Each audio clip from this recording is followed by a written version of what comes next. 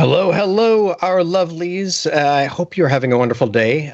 We are, because it is the last Friday of the month, which means that it is our third exciting episode of VFX Royale. Woohoo! Now, Seth, welcome back. Well, words. I am so happy to be here. Thank you for having me back. That's all the words I have. I said it all. Hashi? Michael, you're there, right? Yes, I am here. Even if Hashi is frozen in time. I thought he was just waiting. I was just so stunned. Oh, there you are. So shocked to have Seth back in the co-host chair that went a little speechless for a moment. Anyway, I blame Hamel Bros Studio. They said they tried not to break the feed today, and immediately this happened. It's Hamel Bros Studios again. It's multiple studios. It's not just the one.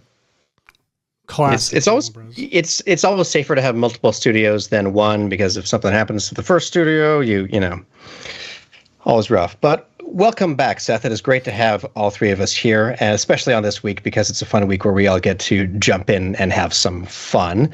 If you have not been here for a VFX Royale situation, this is our third episode where we will take random pairings of fictional characters, or at least characters that appear in movies, TV shows, and things like that, and make them fight to the death.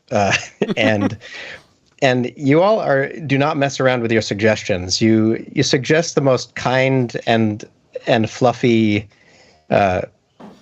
creatures out there to battle the most horrific adversaries possible. And today we get to spin our exciting wheel to figure out who is killing who with what. Is that a good description of what we do here, Seth? I think so. I think you said kill and death the appropriate number of times. Perfect. To properly represent our show. I guess there's really no reason to not just jump right into it, right? Let's VFX and Royale. I don't know what it's called. We did it. We're back. I'm back from vacation. A Seth Worley story. Here we go. VFX Royale. Hashi, you're up first. Do you want to spin that wheel? Here it goes. All right, I'm ready.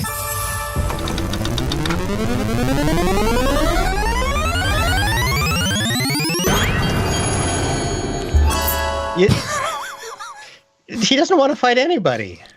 No, this is the most passive. Well, I'm trying to think.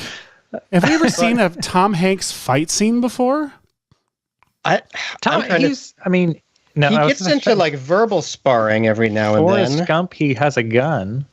He does have a gun, and he does a lot of running in that. Yeah. I don't. He fights anybody. He punches a guy in the middle of the Black Panther party. He does. That's the closest I can think of. He's Woody from Toy Story, and tries Woody says, gets into some fisticuffs. Buzz, look, an alien. And then. So does that count? Can you use Woody footage in this? Can you use the aliens from Toy Story? Can this just be a Toy Story episode?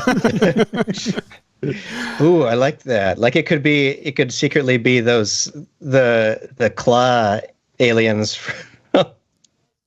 from Toy Story. Yep. But in a terrifying, some kind of terrifying way. I think I like this idea already. All right, I'll do that, and then my turn to spin. Let's get the rest of these wheels rolling. Let's go.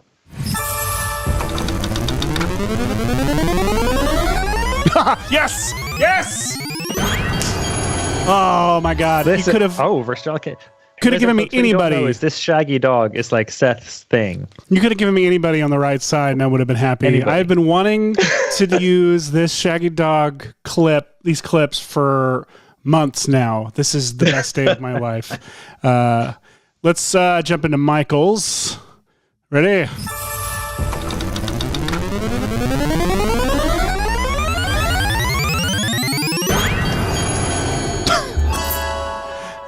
Wait, okay. I'm having a hard time seeing that. Hey, at least I have nothing cuddly this time. Every time I've been getting cuddly things. That's true. It's time I actually get some fighters. Fighters, and with a very common theme between the two. Whatever. All right, let's jump into our show, shall we? Let's do it. Well, excellent. The blank slate. I missed you. Blank slate. Wow. So what are you gonna do? Well, I know that Tom Hanks is in space a lot. Well, at least he is in space in Apollo 13 a lot. So I am going to pull some Apollo 13 clips and see if perhaps what sabotaged that flight were in fact aliens. Now, I used to have a really cool collection of aliens because I did an Action Movie Kids short that you helped punch up, Seth, where James faces down an alien in our garage. I remember that video. I don't remember my contribution to it. We went to lunch, and you suggested a thing about the garage door and a thing to make it. Oh, more exciting. I remember you coming up with that and me saying, "That's brilliant. Do that." And if that's all it takes to get me punch up credit, which is no credit, I'm in. Get yourself a friend who approves your ideas the way Seth Worley approves mine at a random lunch. But so I know that today we're going to be mixing movies together, and my goodness, have we had fun mixing things together on this show. If you missed them, our Mission Impossible, but with a Velociraptor instead of Tom Cruise, and E.T. versus Gizmo. You know, I really see no reason not to just watch that clip. I think that might get everybody pumped up. Why don't we watch that clip, and then we'll jump over to what we'll learn today. Perfect. You had a terrible choice to make in Berlin. One life over millions. We're just gonna watch this clip every week. The world is at risk. You don't understand what you're involved in. Please don't make me go through you.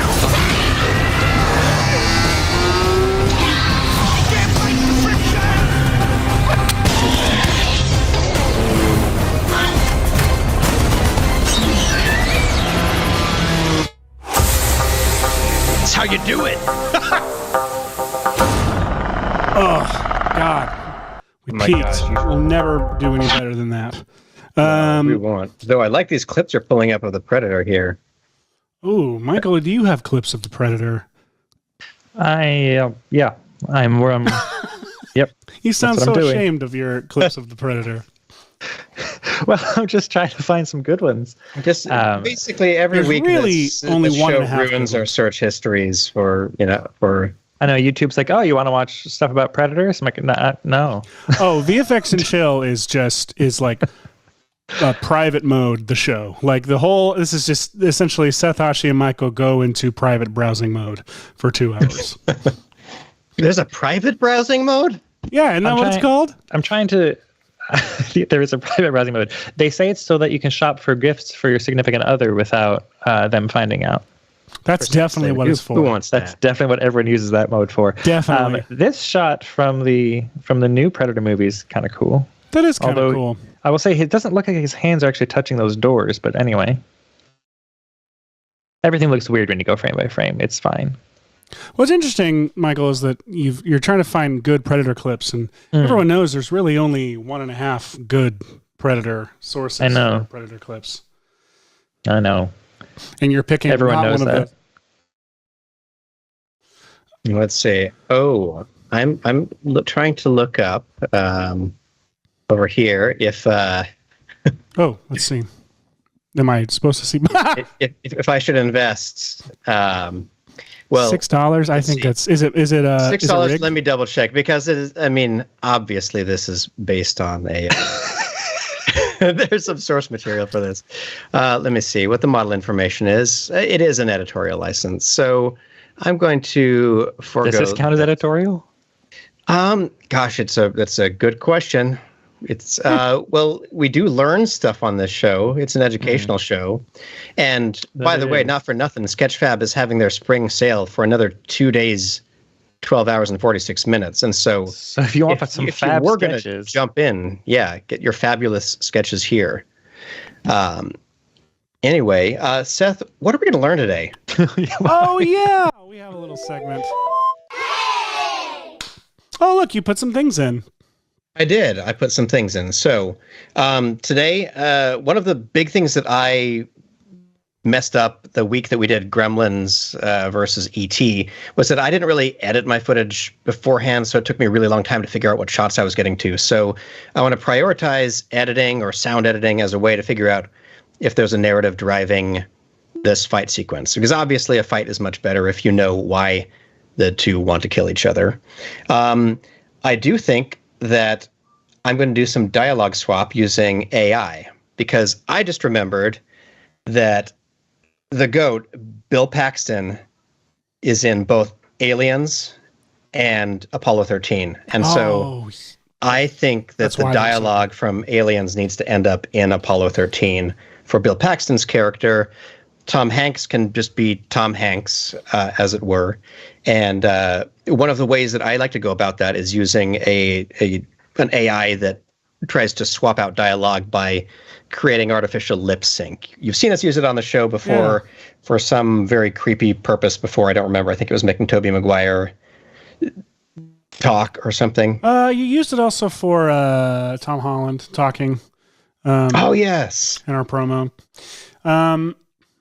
Yeah. So what else we got there? We got rotoscoping and color matching. That's mostly what I'm doing. I'm going to be rotoing this dog. I kind of want to do... I don't know if I want to square off this dog against John McClane. I kind of want to... I feel like I should just replace John McClane with this dog.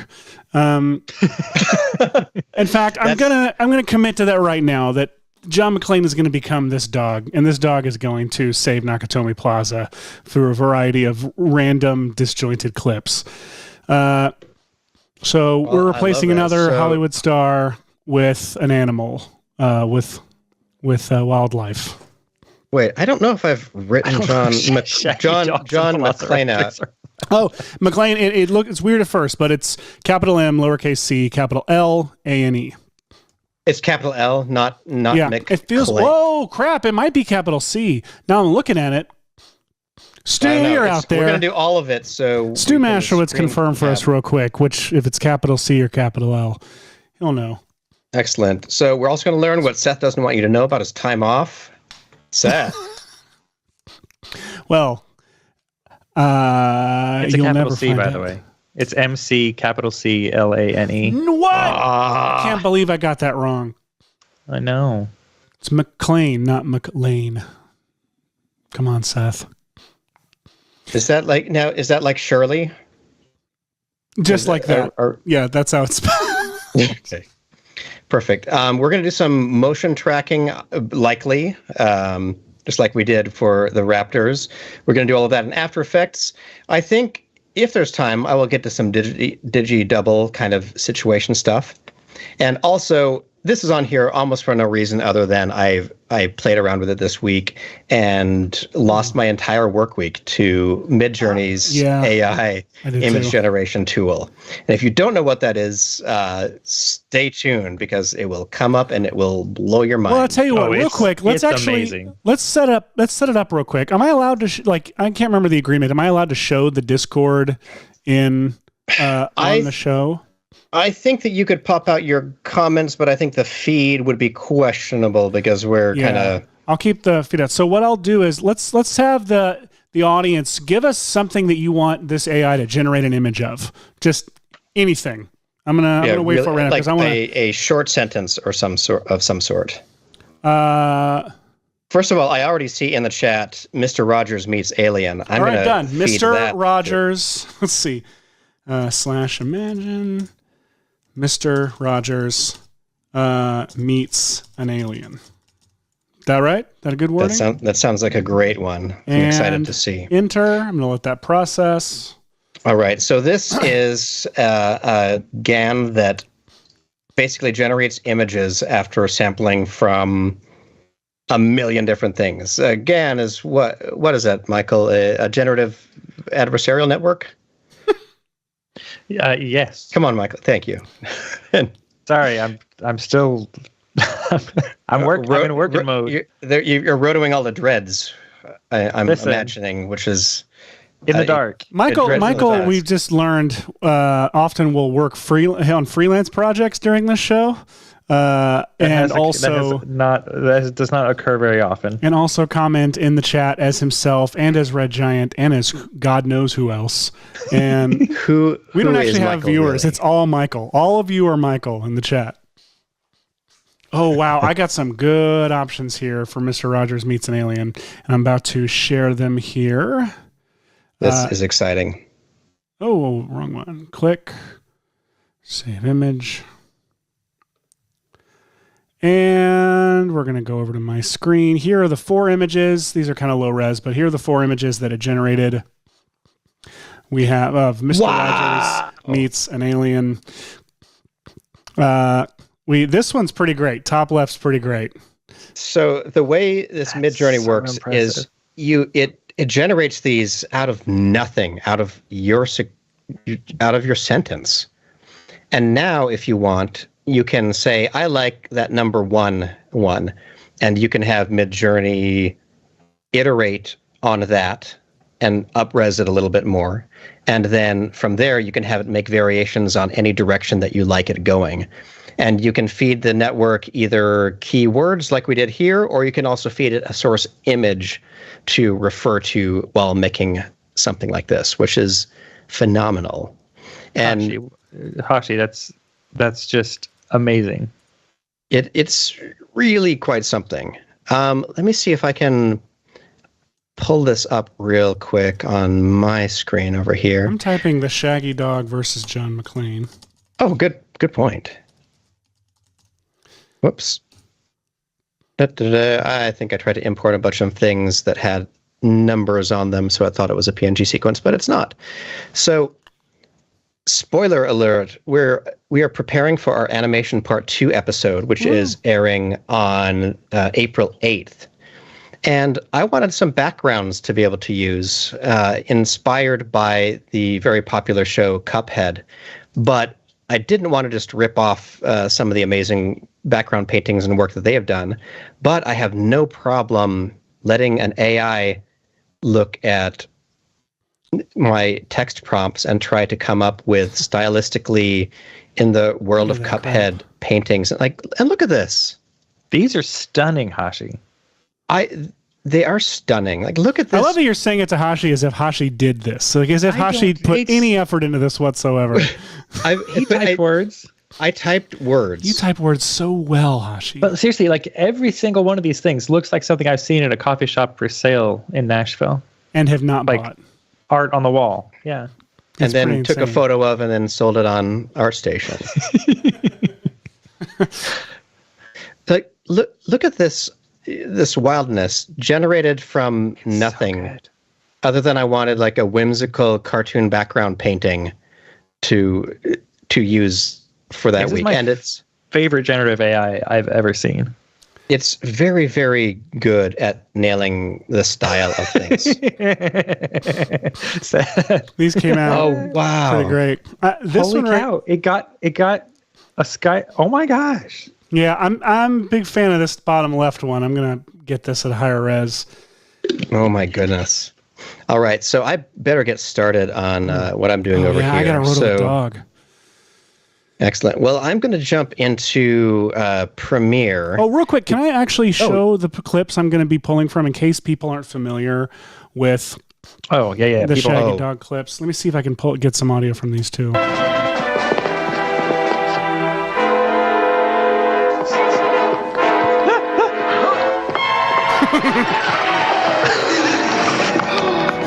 It never gets old. It's just so good. I can't. How do you train a dog? How do you train a dog to go down a rope? Like that dog a human. is so well trained. And this is my favorite one. Oh, Raymond, this dog has no license and is clearly in violation of the leash law. Call the pound. I already did, sir. The truck is waiting outside. Out of my way! Rolling.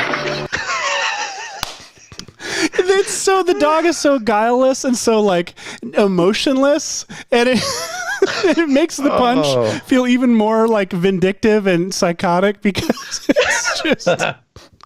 Like, it doesn't like push the man over like a dog. It gets up and right crosses him. That's phenomenal. That might be the first clip that I roto.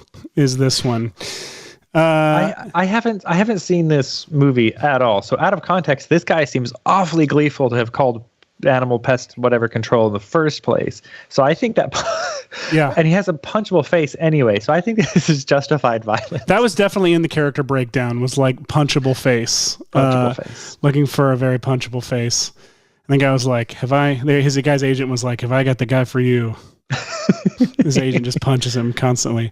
So I did scene edit detection on this clip, and it automatically made pre-comps for me so easily. So now I can go in and roto this dog. Beautiful. So I'm going to be doing that. Remember, Hashi, that's basically in Premiere. You can just right-click on anything and go to scene edit detection like that. And in After Effects Beta, you can do it in After Effects. In After Effects Beta, you can? Yeah, that's what I'm in right now. So I'm going to be doing that. Hashi, you take it away with all of your much more complicated stuff while I roto a dog. All right. Well, I love that this amazing shot from Apollo 13 where they're kind of, it's a little like Sam Raimi-ish, like they're flying through the bowels of the ship to show, oh, that's a bad aspect ratio to show that off. But yeah, Premiere, not a very friendly half-screen program, but Kevin Bacon here is asked to stir the tanks on Apollo 13, and it leads to this cool reveal that something goes wrong. I think that it would be cool to super comp just like a scary silhouette of an alien here, but I would love the audience to weigh in on, should I go with Toy Story-esque the claw aliens, or should I go with an alien from the movie Aliens? Alien, I think. Sorry, that was not descriptive. I think the movie Alien. The movie Alien does feel like it has a little more like terror. Like clearly you could make that, put some terror behind it. Well, I don't know, but if you have like Game Over Man, Game Over with like the claw aliens, all right. I'm for the claw aliens. It is a bit of a mix. All right, let me see what the chat is saying, if I can catch up with the chat. Claw alien. All right, Zach's one vote. Clinches it. All right. So that means I've got to find myself one of them's. So I'm going to quickly try my Sketchfab importer, which... Let me go ahead and see if Toy Story Alien brings up anything. Yeah. See, not quite. I'm a little disappointed there. So I'm going to look at some other resources I can for that.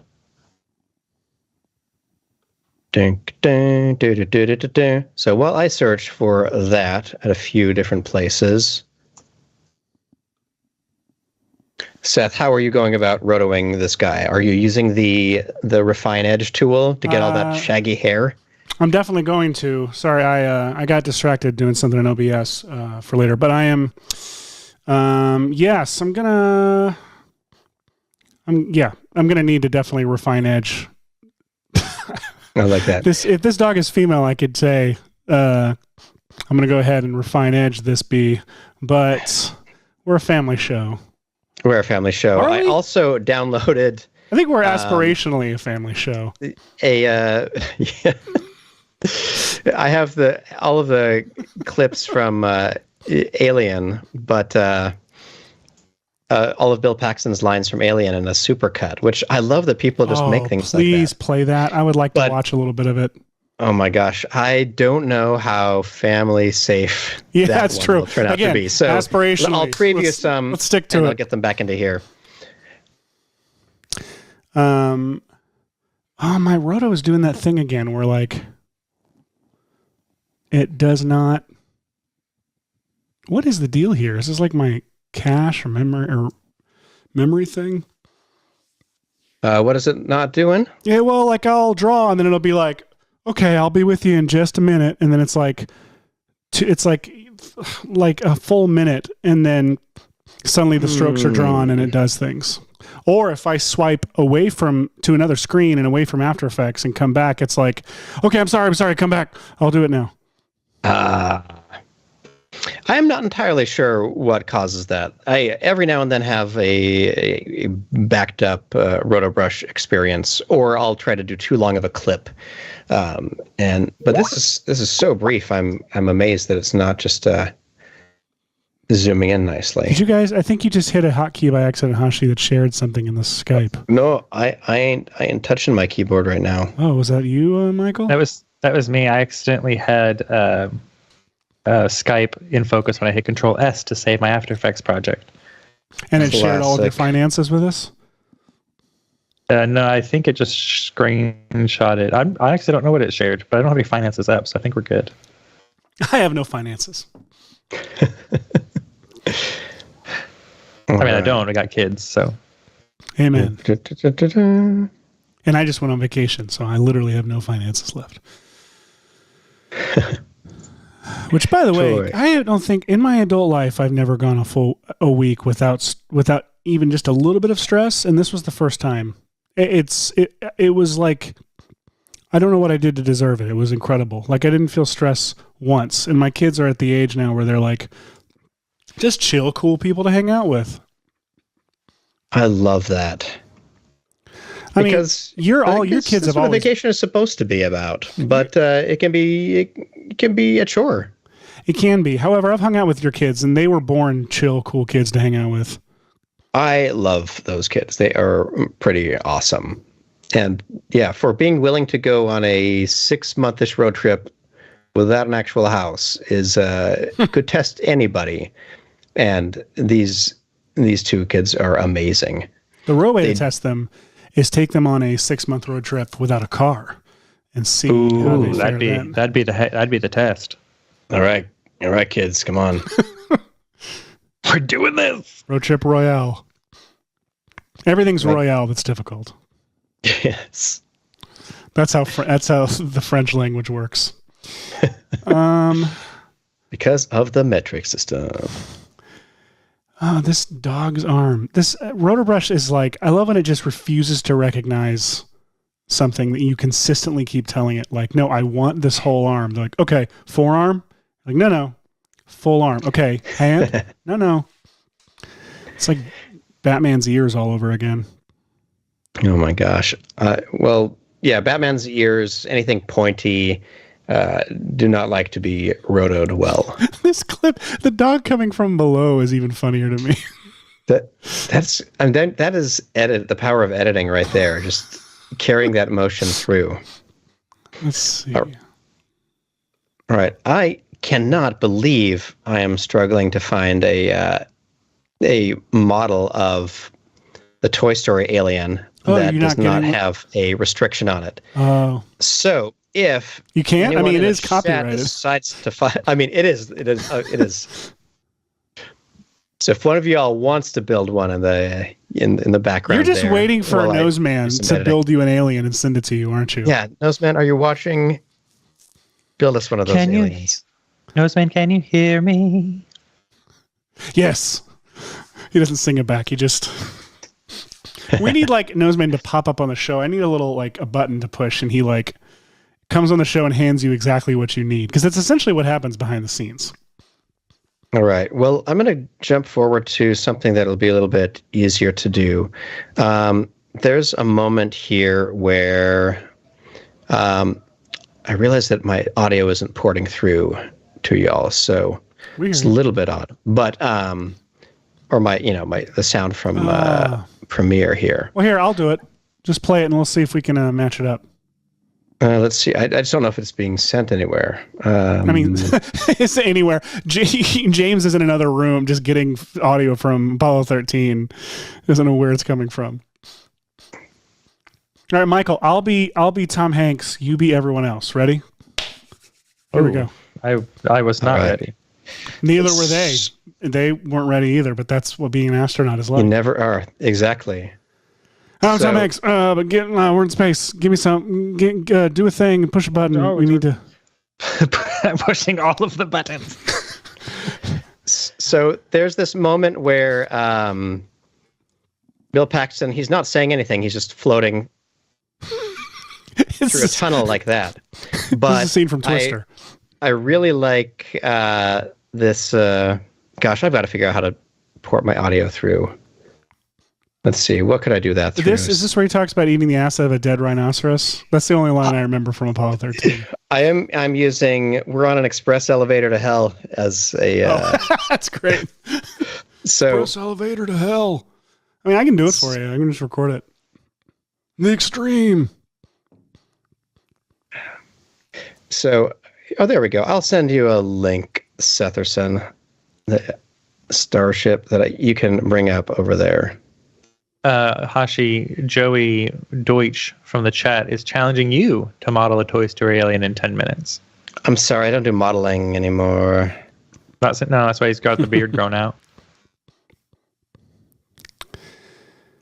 It's like my student who one time was like, I gave him clips from GoBag to like, for an assignment to like, was teaching, I think, masking a roto that week. And I was like, and I threw in the helicopter asset too, but it was like a render of the helicopter. And I was like, I said some joke about how like the director of this movie felt he could buy a helicopter online and animate a convincing helicopter animation and comp in this movie and failed.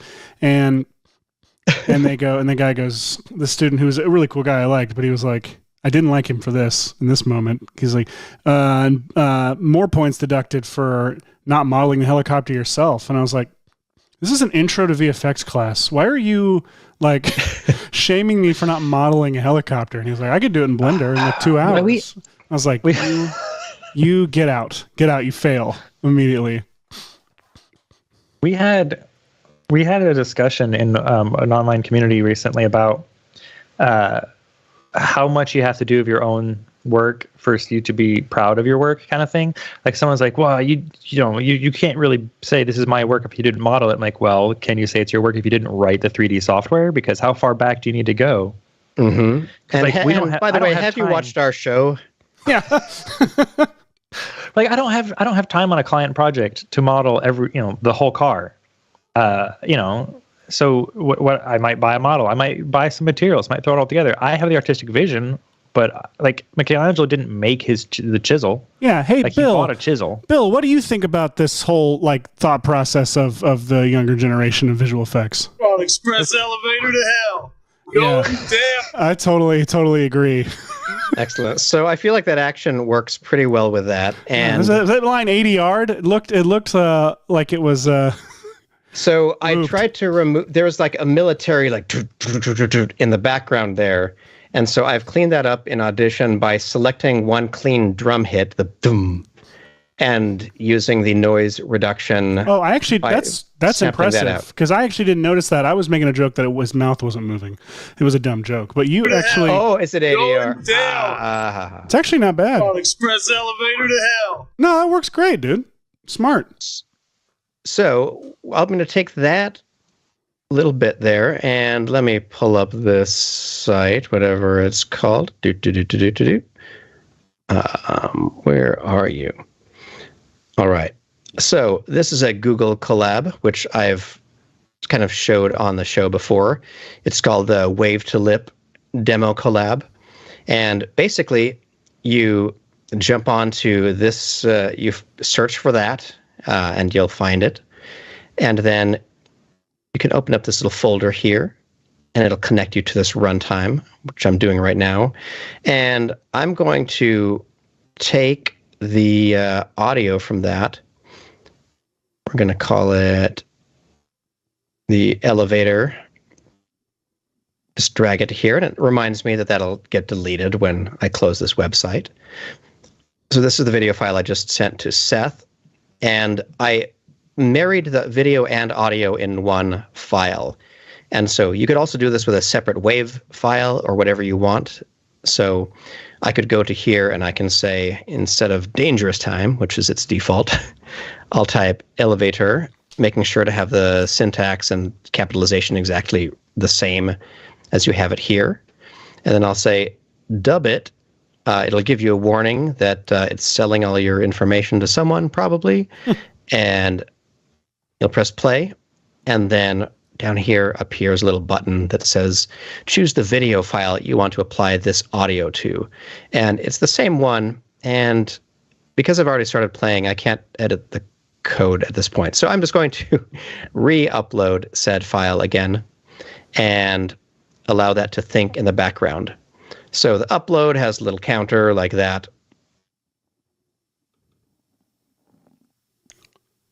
Nice. Oh, you froze again. Oh, there you are. Excellent. So that's going to upload in the background, and then it's going to run an analysis on it. I think that's only going to take 2 or 3 minutes to do. So I'm going to minimize that screen. I'm going to jump into here and think about whether or not I want to create an alien of some sort to use here. I have rotoed the punch, and I think I'm going to find a Die Hard clip. I think I'm going to use this Carl, and when he fights Carl at the end, there's a shot where Carl throws the door open and walks up and he gets kicked by it. Yeah, this. So I can use this clip, I feel like, because all I got to do is paint out the feet, and the motion blur says you don't even see the foot overlap with him, so this should be easy. And I can have the dog jump up onto Carl and knock his ballet dancing face out. So this is amazing. I have not watched Die Hard in too long. Yeah, I mean, really, just not watching it right now is not watching it in too long. The problem is I never know which Die Hards to skip and which ones to watch. Because actually, okay, skip. You can skip 2. 2 is kind of meh. There's great moments in 2. There are great moments in 2. Vengeance. Sam Jackson makes Vengeance really, really fun. It's not. It's a subpar. That's a general statement. You're not even referring to the movie. 100%. But I would say don't skip Vengeance. I think Vengeance is fun. It's subpar, but it's great. I actually love Vengeance. I love riddles. I mean, like. Yeah, it's like you can tell it was a spec script called Simon Says, and they were like, let's make this Die Hard 3, and so they did. But it brings in, spoiler alert, it brings in Peter Gruber, Hans Gruber's brother, and you're like, yeah, you're connected to the mythology. I'm in. I think Live Free or Die Hard is fantastic. The 4th one. I think that one is like, it's dumb, it's big and dumb, but it's got enough of the DNA of McClane's character in there to be really entertaining. Especially there's an R-rated version that's on DVD where he says way more F words, and it's about 500 times better. Oh my gosh. The most recent one in Russia is absolutely unwatchable. Like, it's one of the most unwatchable movies I've ever watched. Unwatched. That's quite the ringing endorsement there. So you can watch 1, 3, and 4, I think, and then just watch 1 again to like cleanse the palate, and then watch 1 again, and then just, it's the Die Hard regimen to get you through your day. Yeah. That's I will Seth do Worley. that. Seth Worley. Sorry. Now you've learned the kind of keywords you could say to send me off on a complete digression and derail our show. Is which Die Hards do I skip? Honestly, the entire show is a form of derailment. How many viewers did we lose during that? 9, it looks like, since I last looked. Oh well. You're missing out on the entire cast of the 5th Die Hard that was watching and left.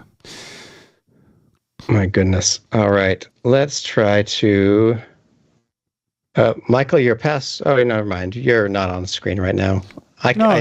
Should we go to your screen? Nope. Okay. We're all good. There's no need to try to look at my passwords. Not like on purpose. Sure. All right. Right. 3D. Hashi, you got nothing going on your screen. I'm curious what you're doing. You're still working on the model? Still trying to find a model. Let's see if this works. Don't know if what this will look like. Blah, blah, blah, blah, blah. Hey, there we go. Perfect. So don't look at my screen. I forgot about the primitive generation of just adding, an alien object to your scene. So one issue with these guys is that they don't have very articulated legs. No. That may be a problem. So let's see. I don't know, because then the animation is just, if they're coming after you and they're bobbing back and forth.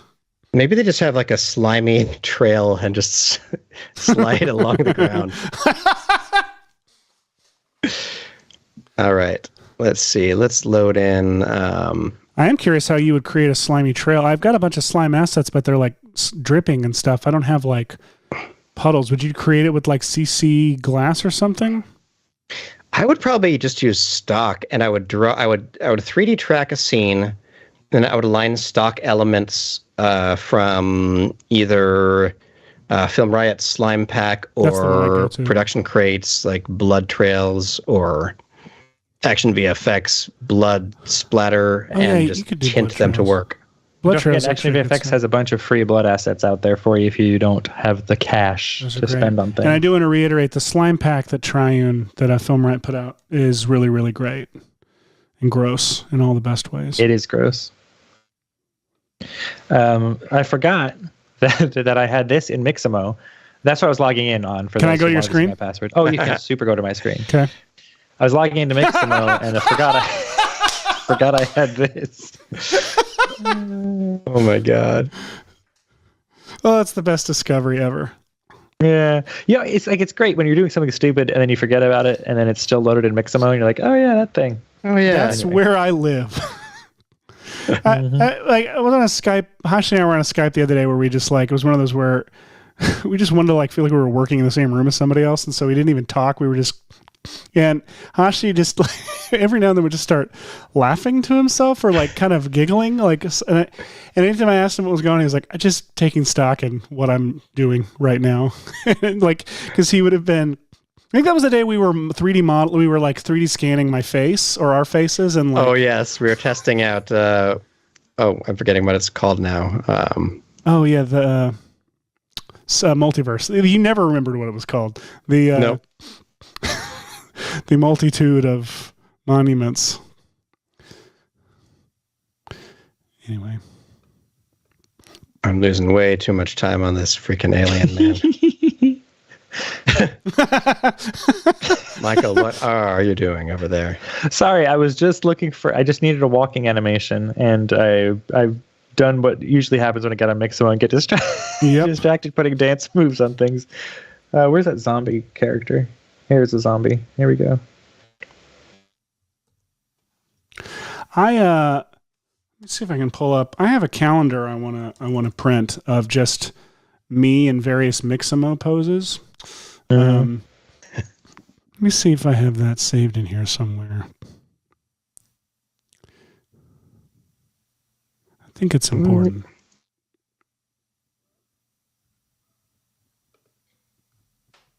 My goodness, this is very boring what I'm doing right now. I'm losing too much time on this alien. I mean, you got it now. So we do have it now. It's only 12:46. We're doing good. You've got time to have fun with it. All right. So having not opened the eyes all the way like they are in the movie makes him a little bit creepier. Well, it's important to have him be creepy. This is a VFX Royale. These things are fighting. He's angry. Now, let me see if we might be in a situation where I don't actually have a good material situation for him. All right. Oh, I just need to separate some pieces here. So this came in as one object. And the way that I want to separate these is I'm just going to go to a rectangular selection, and I'll grab all of the kind of the head bit like that. I'm kind of, just trying to get far enough down that it would get a lot of that. I'll grab his hand here and his hand here, and then I'm going to press UW, which is select connected, like that. Oh, and it's going to let me down so hard. Oh, you're on screen. Sorry. Let me... Just looking at mine. Just looking at yours. So, Excellent. Okay, so this came in as one object. So when I try applying a texture to it, it applies it incorrectly. So what I'm showing is that you could just kind of select a bunch of the the points on the head like that, a couple of points on the fingers and hand, a couple of points over here like this. And now I'm going to press UW. Ah, nuts. I am disappointed. Do I have any of the body selected? Nope. What I was hoping was that the way this geometry was created is that if I pressed UW, it wouldn't select all of him. All right, nuts. Okay, well, we can go to a view like this and maybe start from up here, straight across, and then do UY, which just expands it a little bit at a time. Sorry. Actually, oh wait, no, I want... I'm just getting distracted by what's on Seth's screen. Polygon mode. Oh my gosh. I just went through the whole calendar. So if you want to see the calendar, just rewind back and take the blinders off the right side of the screen and watch. And now back to real education. Sorry, go back to the Hashi. I didn't mean to distract. No, I got nothing good here to say. That I figured just that these geometries would likely be separate, and so I was trying to think of a really quick way to do it, and I thought that select connected trick would work. When it doesn't, I can go over to maybe a live selection, and I'll change my selection tool maybe to a... Let's try using a... whoops.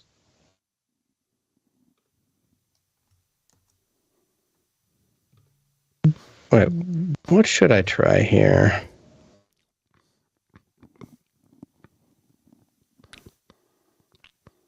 Snow's man sending you messages yet?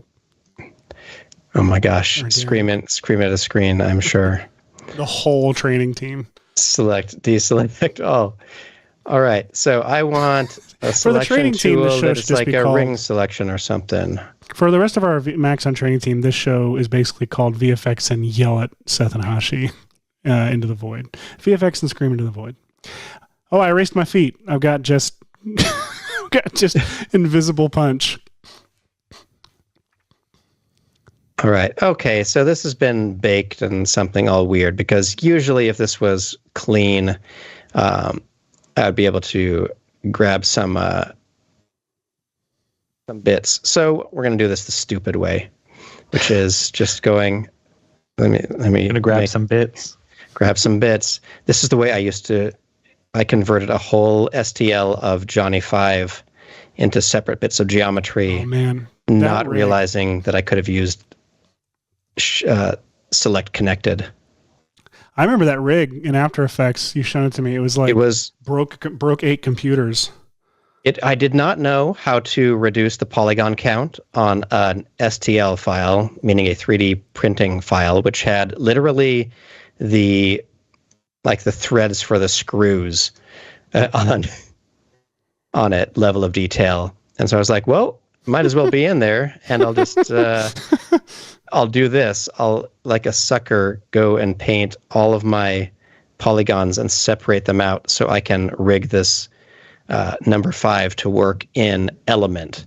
And the way I rigged it in Element was with using, all 5 groups that you could use, and then within those groups using all 10 aux channels for the rotations on different things. It was a testament to madness.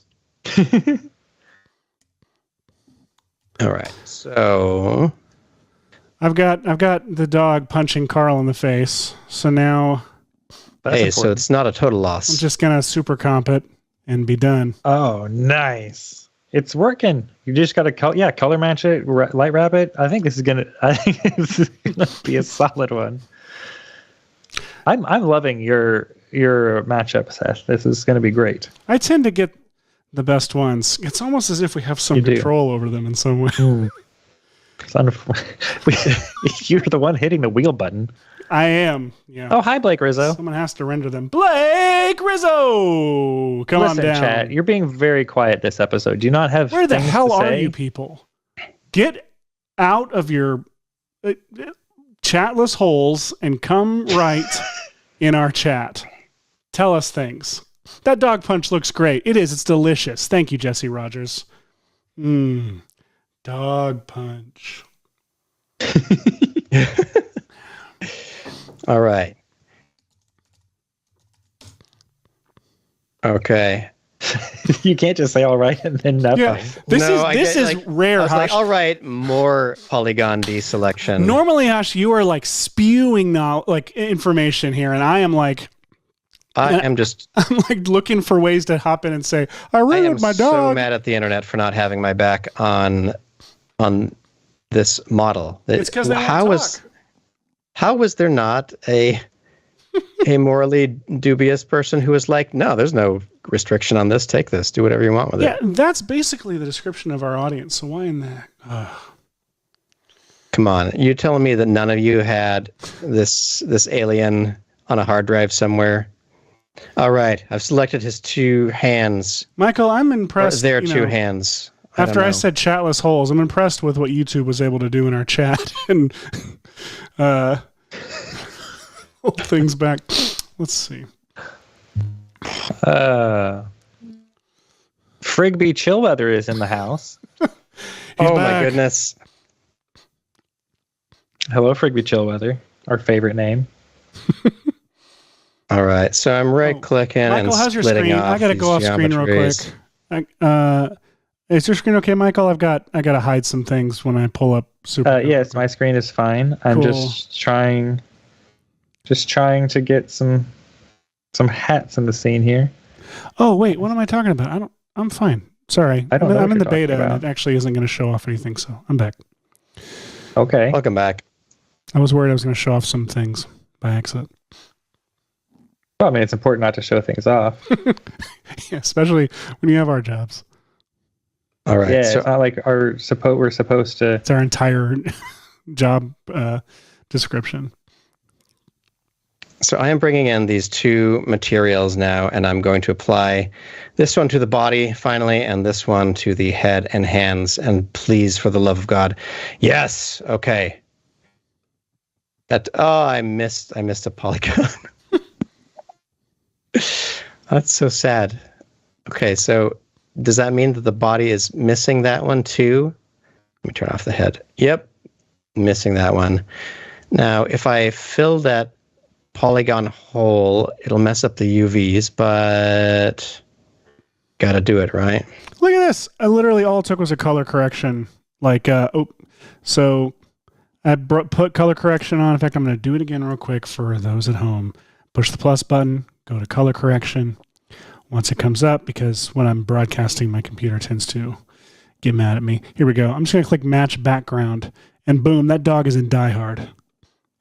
It's just What? straight up in oh my Die gosh, Hard. you've got shots already. I'm mad. To be fair, the dog did 90% of the work that I needed to be done here. I just had to.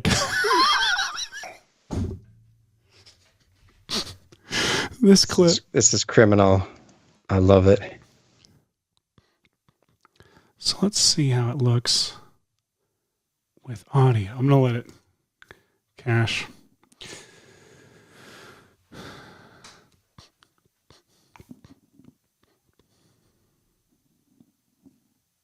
How's everybody doing? I am good. I'm good. I was trying to get a hat. It's all. A hat. I'm working on a hat. Well, for the Invisible Man. I wanted a shot. I wanted an opening shot of him walking in the city. So I'm putting a hat. I'm trying to get a hat into After Effects easily I and love quickly. that. I hope that you're getting this elaborate Mixamo animation, and we're just going to see the hat. Mm-hmm. I love it. 100% so what's much. happening. I am excited about that. Me That's too. a great way to get to do an Invisible Man. Y'all could be doing that right now.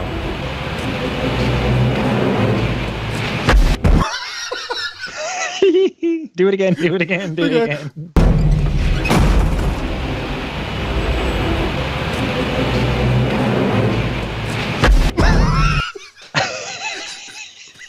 I think the two of them go to the same hairstylist. They do. 100% they do. And I love that he does not. clearly that dog is visible, and he's like, that dog won't do anything to me. It's just a dog. All right, Harmless done. little dog. I think now. All right, I think I'm about to jump over to Mixamo also to try this out. I'm going to get some bizarre results. Log in. Email address. Password. Enter the password a second time. That this was Say on it screen. out loud on time 3. Well, I just panicked that this might be on screen and needed to move it, but Let's see. I'm always excited. Oh my gosh. You see, like loading up Mixamo's past is always worth it. always excited to remember what the hell you were doing Yes. last time we were here. All right. So let's on Mixamo, let's go ahead and we'll select a character file. And where have we got it? Elements. Alien for books. And this should hopefully be a pretty fast upload. Yay. All right. Next, let's go ahead and place these. You know what? I don't like that it came in like this. I kind of like when I get to like bake the materials and stuff. So I'm going to take all of these.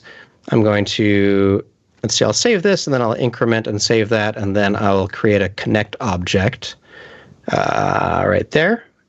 I'll throw all of these into the connect object and then I'll press C. Oh, what did you do, hands?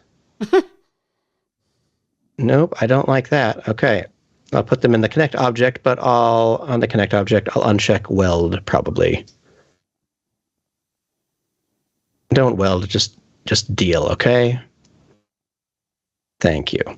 All right, so now that they're there, I'll press C to make them one object like that. And now I'm going to grab this object and I'm going to go to, whoops. Oh my gosh, my screen is too compressed.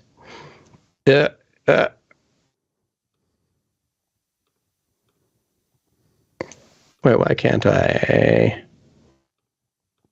Object, bake object.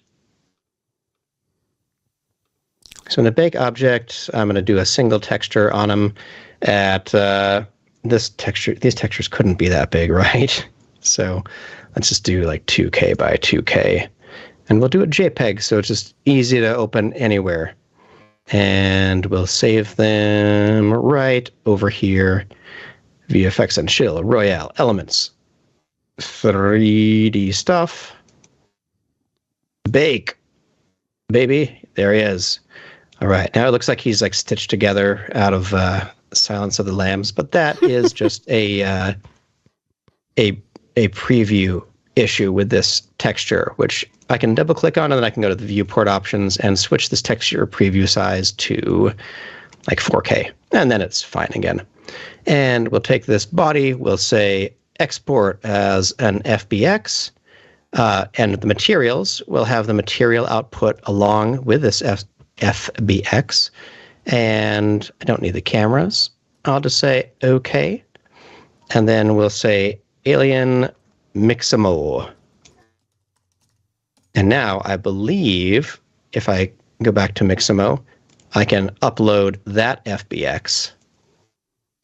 And just like this crazy one here with ET, I should be able to go like that, and it'll look much better here in Mixamo. Let's see.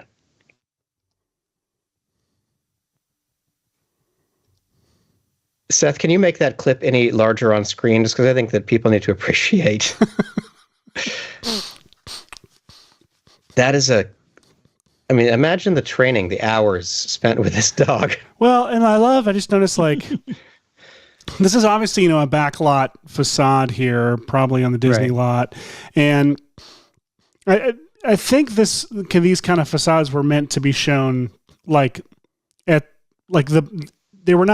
tops were not meant to be shown, because it clearly is like a cut off building, and they I guess those window washers are there to motivate the rope being there, but also feels like they're there to distract from just the building with its head cut off. But I think we all know that dog is going to do all the distraction it needs. That's a pretty impressive stunt though too. Now, when you feed Mixamo something so bizarre like this, I actually don't remember what the finger situation was. Okay, it has 2 fingers. So for the level of detail, I'm going to do 2 chain fingers, which means there's sort of a general geometry for the whole like flipper of the fingers and one for the thumb, just because that might help. But also, it's not trying to force like a full 5-fingered skeleton into this alien. I should have probably modified him to have like scary teeth or something. Or but the way that you phrased that last sentence. But other than that, should be good.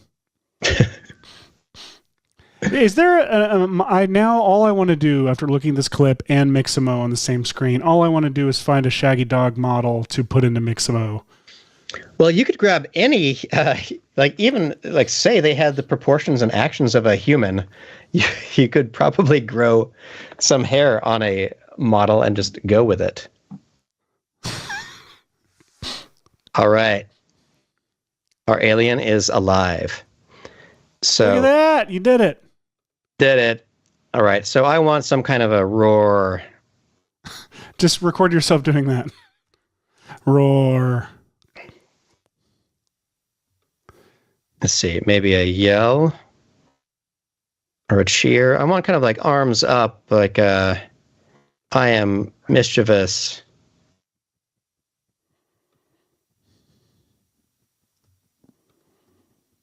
Nope, not liking any of these.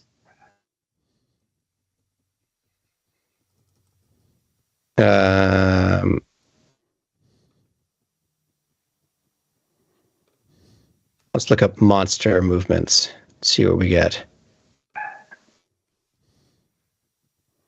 That's kind of threatening, maybe. Did-it-in, did-it-in, did-it-in. Yeah, there we go. That's fun. All right. So let's download one of these. Took way too long to get to this moment, but I'm excited about it. The journey was worth it. It was. Let's save this as zombie stand-up. That sounds like that could be a type of comedy that should exist. Zombie stand-up? It's just grunts. So one time when I was in Las Vegas, I went to there's a show. It's a zombie burlesque show, and the conceit of this show is that you're in Club Z because there's this war between the zombies and the humans, but now there's peace, and the zombies are welcoming humans down into their underground club for the first time. So it's a and the humans show, are like, never mind, we don't want this. Featuring zombies and robots. Oh, nice. Dude. Did not expect robots when I walked into the room. No one ever does. That's the problem with robots. And the host made fun of me for looking like Orville Redenbacher because I had a vest and suit jacket and other things. A vest and a bow tie on. I am not a fan of getting made fun of by comedian. The whole make fun of people in the audience like gimmick, like mainly because whenever it's happened to me, I honestly think this isn't very funny, and it's not because I can't take the heat. Like I 100% can take the heat. I love attention. You guys know me, but you do love attention. But to be getting attention and be sharing it with someone who's earning it with really dumb jokes, like I had a goatee at the time, and they called me. Oh, so your objection is not to being made fun of. Your objection is to being made fun of lazily. Yes, the guy called me goat boy because I had a goatee. It was like, okay, that's lame. Anybody else could have said I look like Tom Green and gotten huge laughs, and I would have been like, yeah, okay. And I have to accept that this is true because so many people have said it. But instead I was Goat Boy, which I don't know. I think maybe I prefer to Tom Green, but I digress with Seth Worley. Let's see. All right. I'm just doing a good old classic OBJ animation export. So I'm going to get all of these as frames so I can bring them into here. Let's make a folder for sequences, shall we? New folder, SEQ. And new folder. What? No, I didn't mean a shortcut. I meant a folder. New folder, and we'll call this alien stand.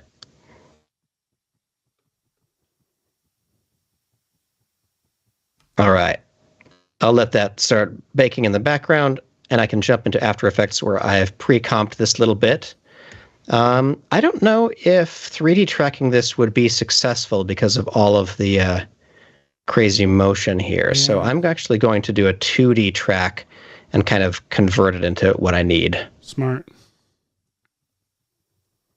That's actually a very Gremlins-y setting that you have. Like, literally, like, isn't that where the term Gremlins comes from? Is like the whole It is from the RAF. The Gremlins was colloquially the term for any time a British aircraft didn't work. And it became so prevalent that they cheekily made a little document. So, like, should you encounter a gremlin in your aircraft, these are the things that you should check first. And because of that, people started doing like information requests from the government that had a government document acknowledging the existence of gremlins as little critters running around a thing. And this is why we can't have nice things. Literally what I was thinking is why we can't have nice things. This is why we can't have aliens. We people be that way. All right. So I do not know what will be... I don't think this is going to be actually trackable, but I think I'm going to use the point tracker as a way to sort of step through and give myself a guide. These 2 points seem pretty contrasty. And I'm just going to analyze these backwards a frame at a time.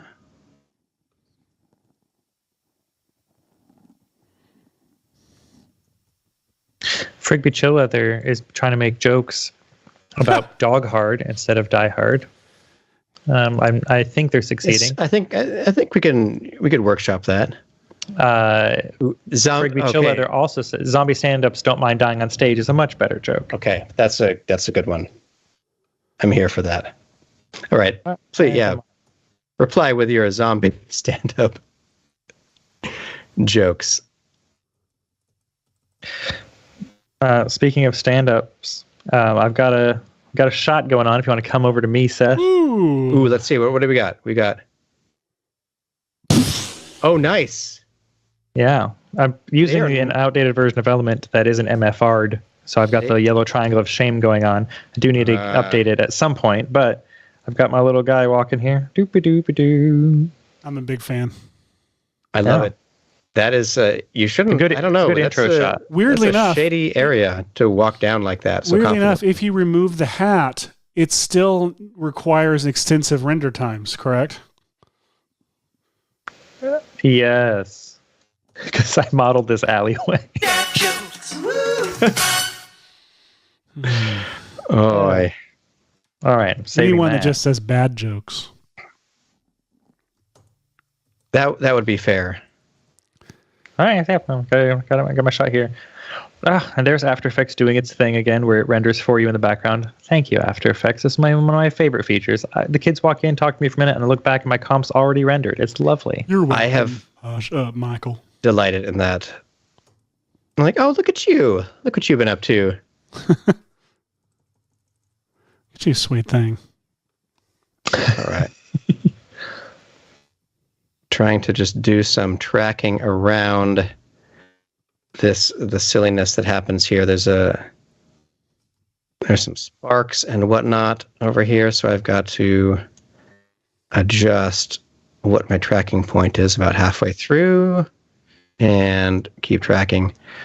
Gosh, why am I so good at finding something that will be extraordinarily visually uninteresting as learning material? But don't worry, y'all. I will wreck my weekend to make sure that this all comes together for you. Oh no! Stop being frozen. So oh, nice. You're getting a good roto over there on. I don't know about good. Shaggy dog. It's needing the refine edge is needing a whole lot of babysitting right now, but. I am surprised that that After Effects feels like it's struggling a little bit here. You know what? And maybe Have you I don't tried need tracking to be doing those all points this. with spot clone and then just copying the? That would have been faster. You know what? I really just want to see what this is going to look like. So let's go ahead, add a new solid. Doesn't really matter what color it is, though.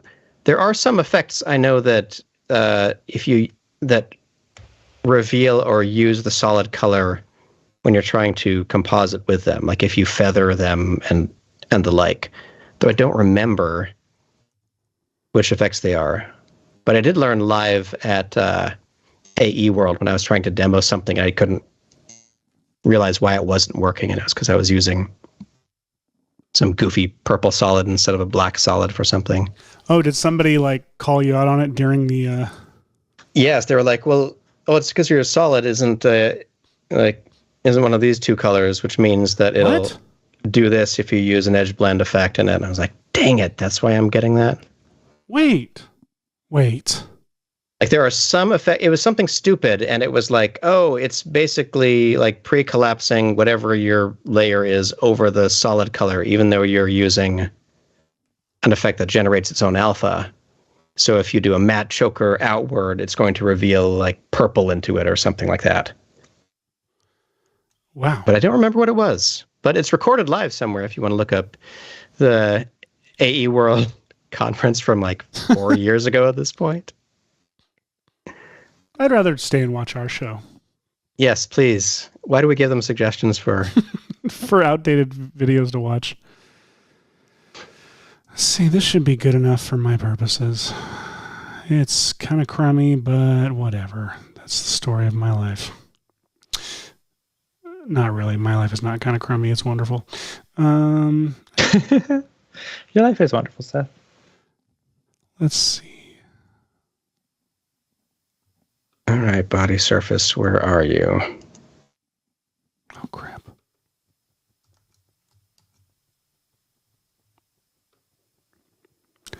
Dad jokes, woo. All right, here we go. One of the problems with these episodes is that once we actually start working seriously, we all get like super serious with our working. Yeah. And it's hard to like talk about stuff and things. This is where I normally live. Usually Hashi's like killing it and succeeding and just like going. And I'm like meticulously like rotoing the hair of a dog.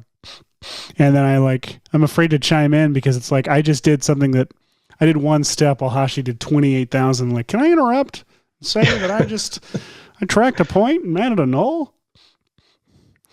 But we love you, Seth. I know, and I love me too, and I love you. Oh, thanks, buddy. That's pretty funny looking, Hashi, in a good way. All right, so I've got to figure out where in this array this alien will be.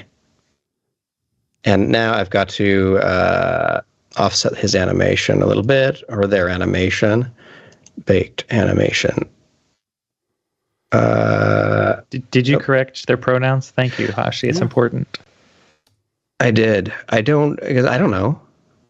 You don't know what this alien is, how it wants to be identified.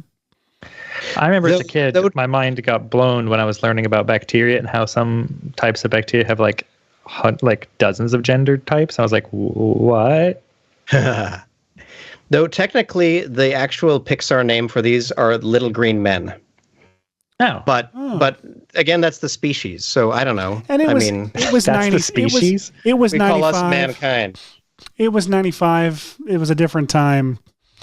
They didn't know any better. Yes, David Fairchild. I am doing the Invisible Man versus Predator. So I wanted an establishing shot of a hat walking down the street, and Hashi is working on Tom Hanks versus Alien, but it morphed into a different Tom Hanks property with aliens.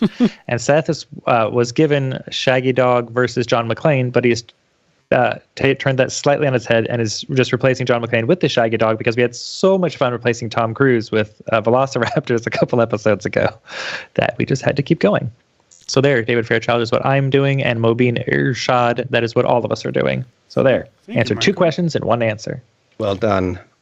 I am just tracking the scene and dropping in a few solids and such to try and I think I want to blow this building up. I want this dog to jump out and just I want the building to explode.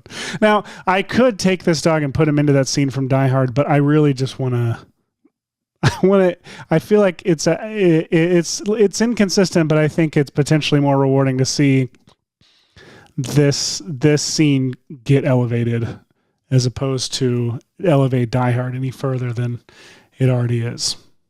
Oh yeah, it's already pretty elevated. I see what you're saying. Let's see. All right, so I'm going to do a very weak sauce approach to this, which is just throwing a really fuzzy color range spiller on this background here, trying to find the point where I'm... You can get away with that because of all the fog, too. It is kind of fun, because I'll probably add some more.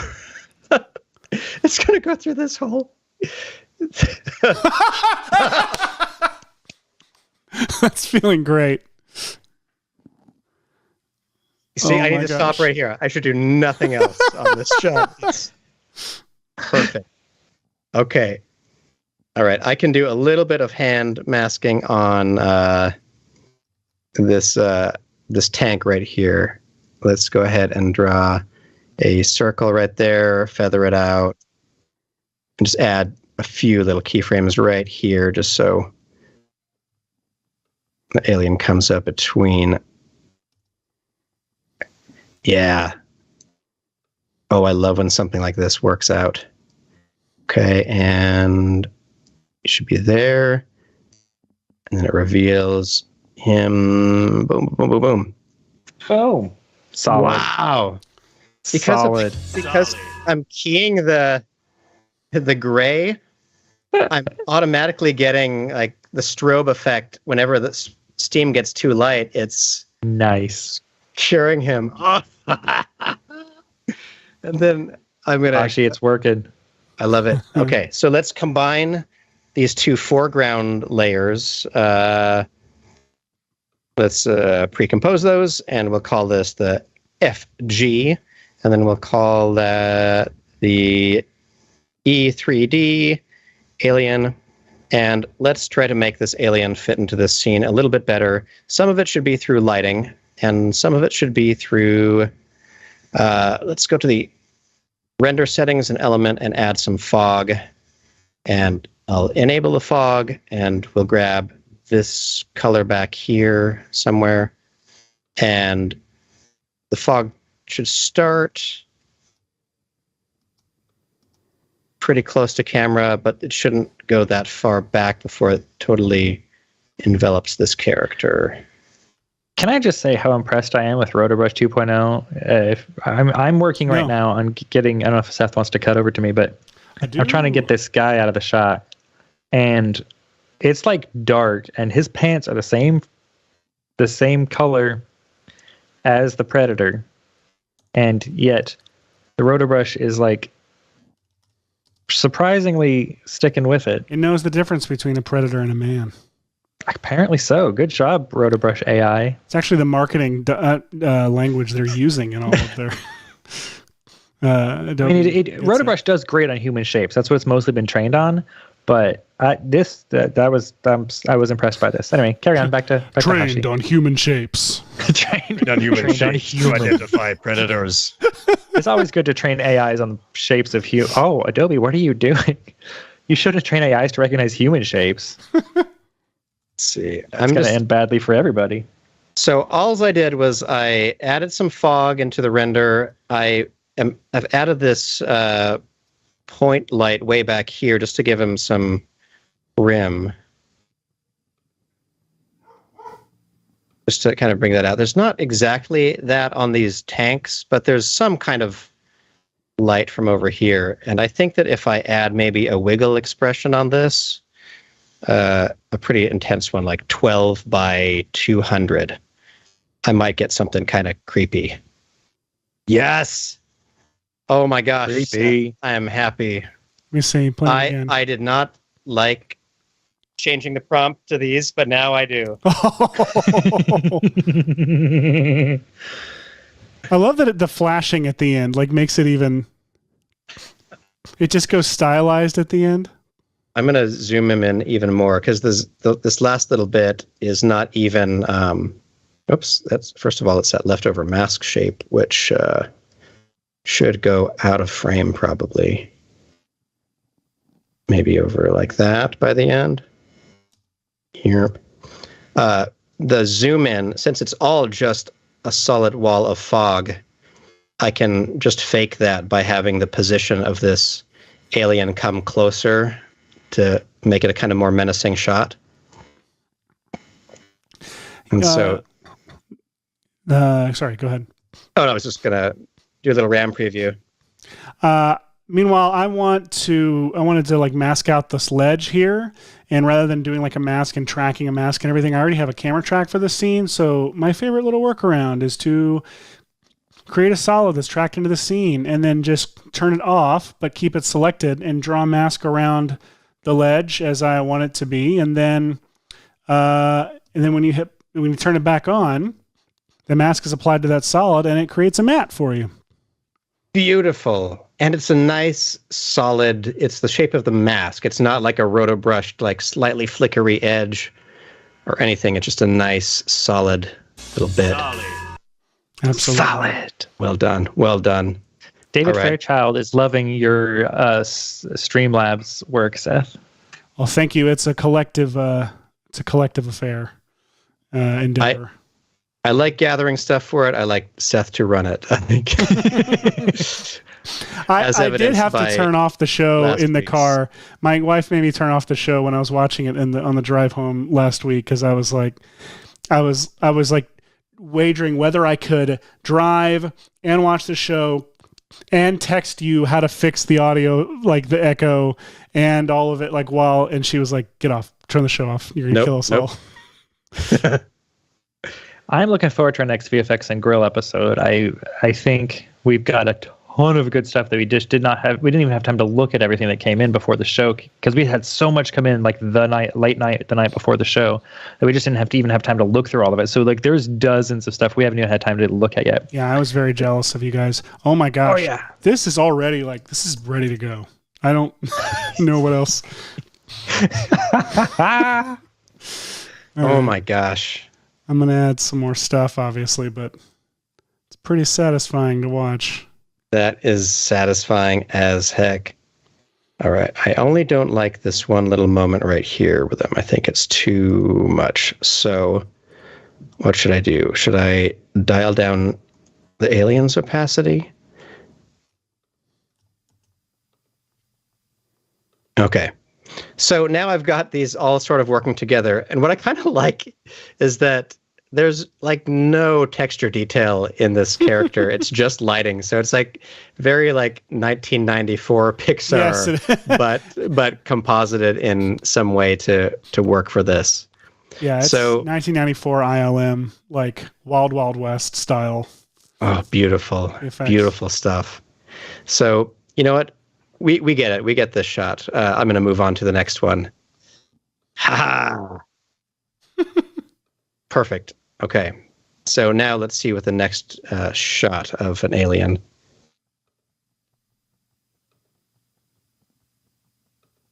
All right. I'm just editing over here, and without you hearing my sound, it's going to seem a little bit bizarro. But let's see. I'm reading catching up on this chat here. Oh, Nick Smith says, Seth, splice that shot together with the shot where John McClane busts through the window swinging from the fire hose. That's a great idea. I actually might just use, if I got time and I'm done with this, I probably won't, but I was going to just take the roto I did and just put him in place of John McClane in those shots. The trick is I want to be able to tell the story around it, and I got to find the right clips to. Jesse Rogers, poor window washers. It's so true. they're just done for here. They're minding their own business, and then that happens. Oh, where'd it go? Here we go. Mobeen Earshot says that they came to YouTube because they wanted to find a good tutorial on rotobrush and compositing a fire in a scene, and it found us live. So hello. Oh, Hey, sorry about that. welcome. Welcome. I mean, we are rotobrushing, and Seth is compositing fire in a scene. So hey, no. If you want compositing fire, there's some really good. If you have the Red Giant VFX suite, SuperComp makes compositing fire really easy. There's presets in the side for compositing fire. It does an amazing job of tricks that would take you hours to do in like Check out our one click. It's Thanksgiving ridiculous. episode. Check out our Thanksgiving episode for some really, really great fire stuff. That was with Rodolphe, wasn't it? Huh? It was Rodolphe from Action VFX. And go check it out. Just do it. Just watch it. Do it. I love it. It's great. Okay, now why wasn't... Wait.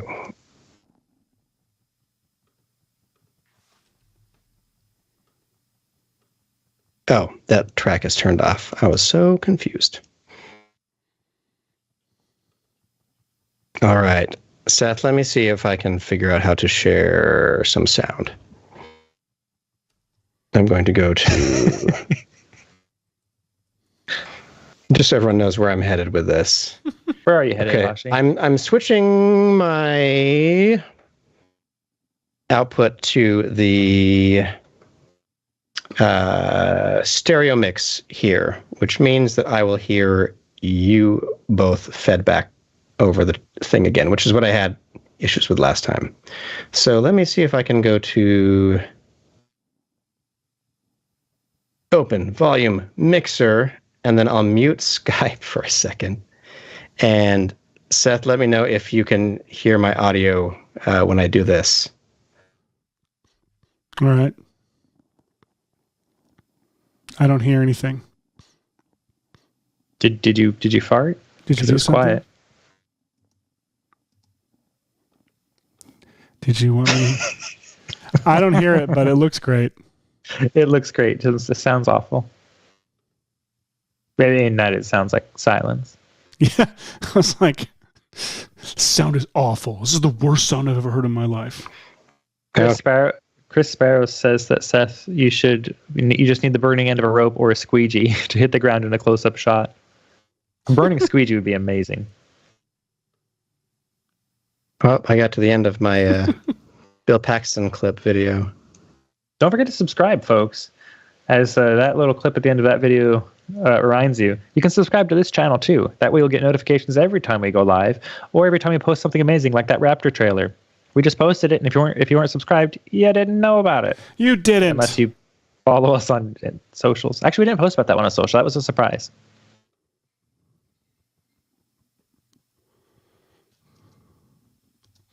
All right, Seth, I'm going to be handing over a clip to you in a moment. Okay. So we can preview where I'm going. Hashi Progress 01.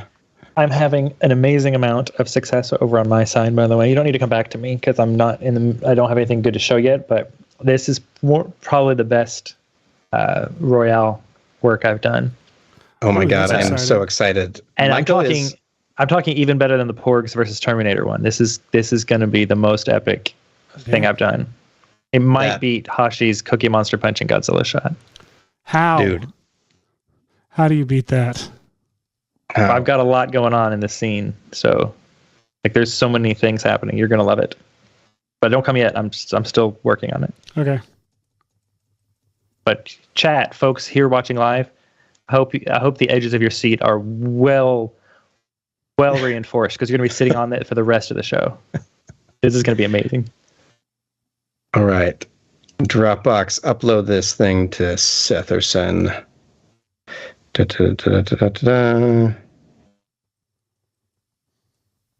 All right. In our renders folder, there should be something in there called Hashi Progress, Seth.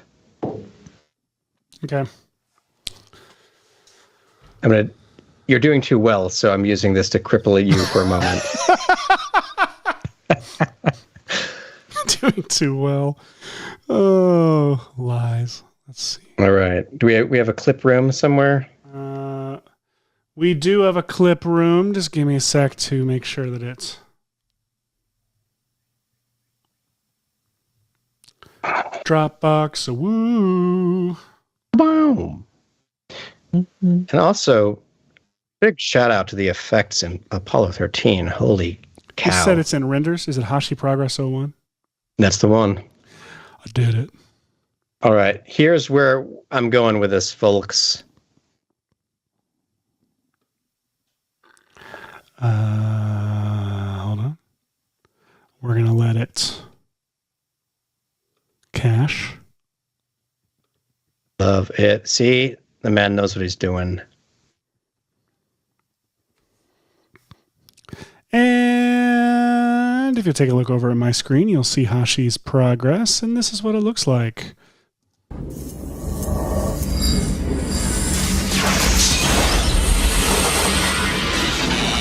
Hey, we've got a problem here. What did you do? Oh, express elevator to hell. Going down. This is Houston. Say again, please. Houston, we have a problem. Okay, I'm sorry. You still have there's more, right? Just a bit more. You can. Multiple caution warning. Like the heart rate is skyrocketing. Talk to me, Hudson. Multiple signals. They're closing. I got signals. I got readings in front and behind. There's nothing back here. Look, I'm telling you, there's something moving and it ain't us. That can't happen. It's got to be instrumentation. Let's get that hatch button. The limb. Okay, big fan.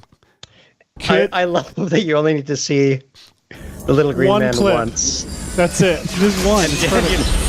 Okay, now I have a request. Hey, we've got a problem here. So, What did you do? All right. right Oh, express elevator to hell. Going down. here, can we have just muffled in headphones, just either Bill Paxton just swearing up a storm or like just something and muffled in headphones, so we just cut to the two of them listening while he's just like, man, like he's being not family aspirational. Not a family-friendly show. He's not aspiring to our. I will have audio for that. Don't you worry. Who's getting a call? Sorry, that was me. I just muted it. Let's see if I apply. I've got to go for his. I don't know if I've earned the game over quote here yet, but it is surrounded by some pretty good panicky lines.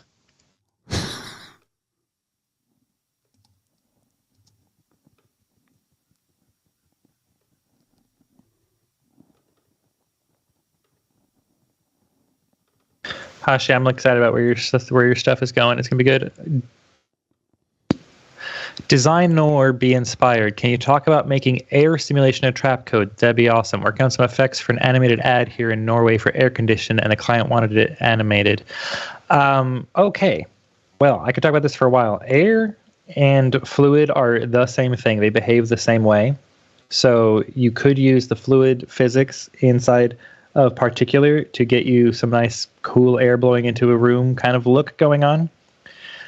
Depending on what kind of shot you need. If you need like a puff of like cool air coming into a scene, then that's the way I would go. Would use the vortex in the fluid sims to like give a nice puff of air coming into the room. If you just need to show air kind of just moving around, just the air turbulence settings in the newer versions of particular have a really nice organic movement to them. So you can say I want the air turbulence to affect the position blah blah amount, and you can change the scale to get it to kind of fit the look you're going for.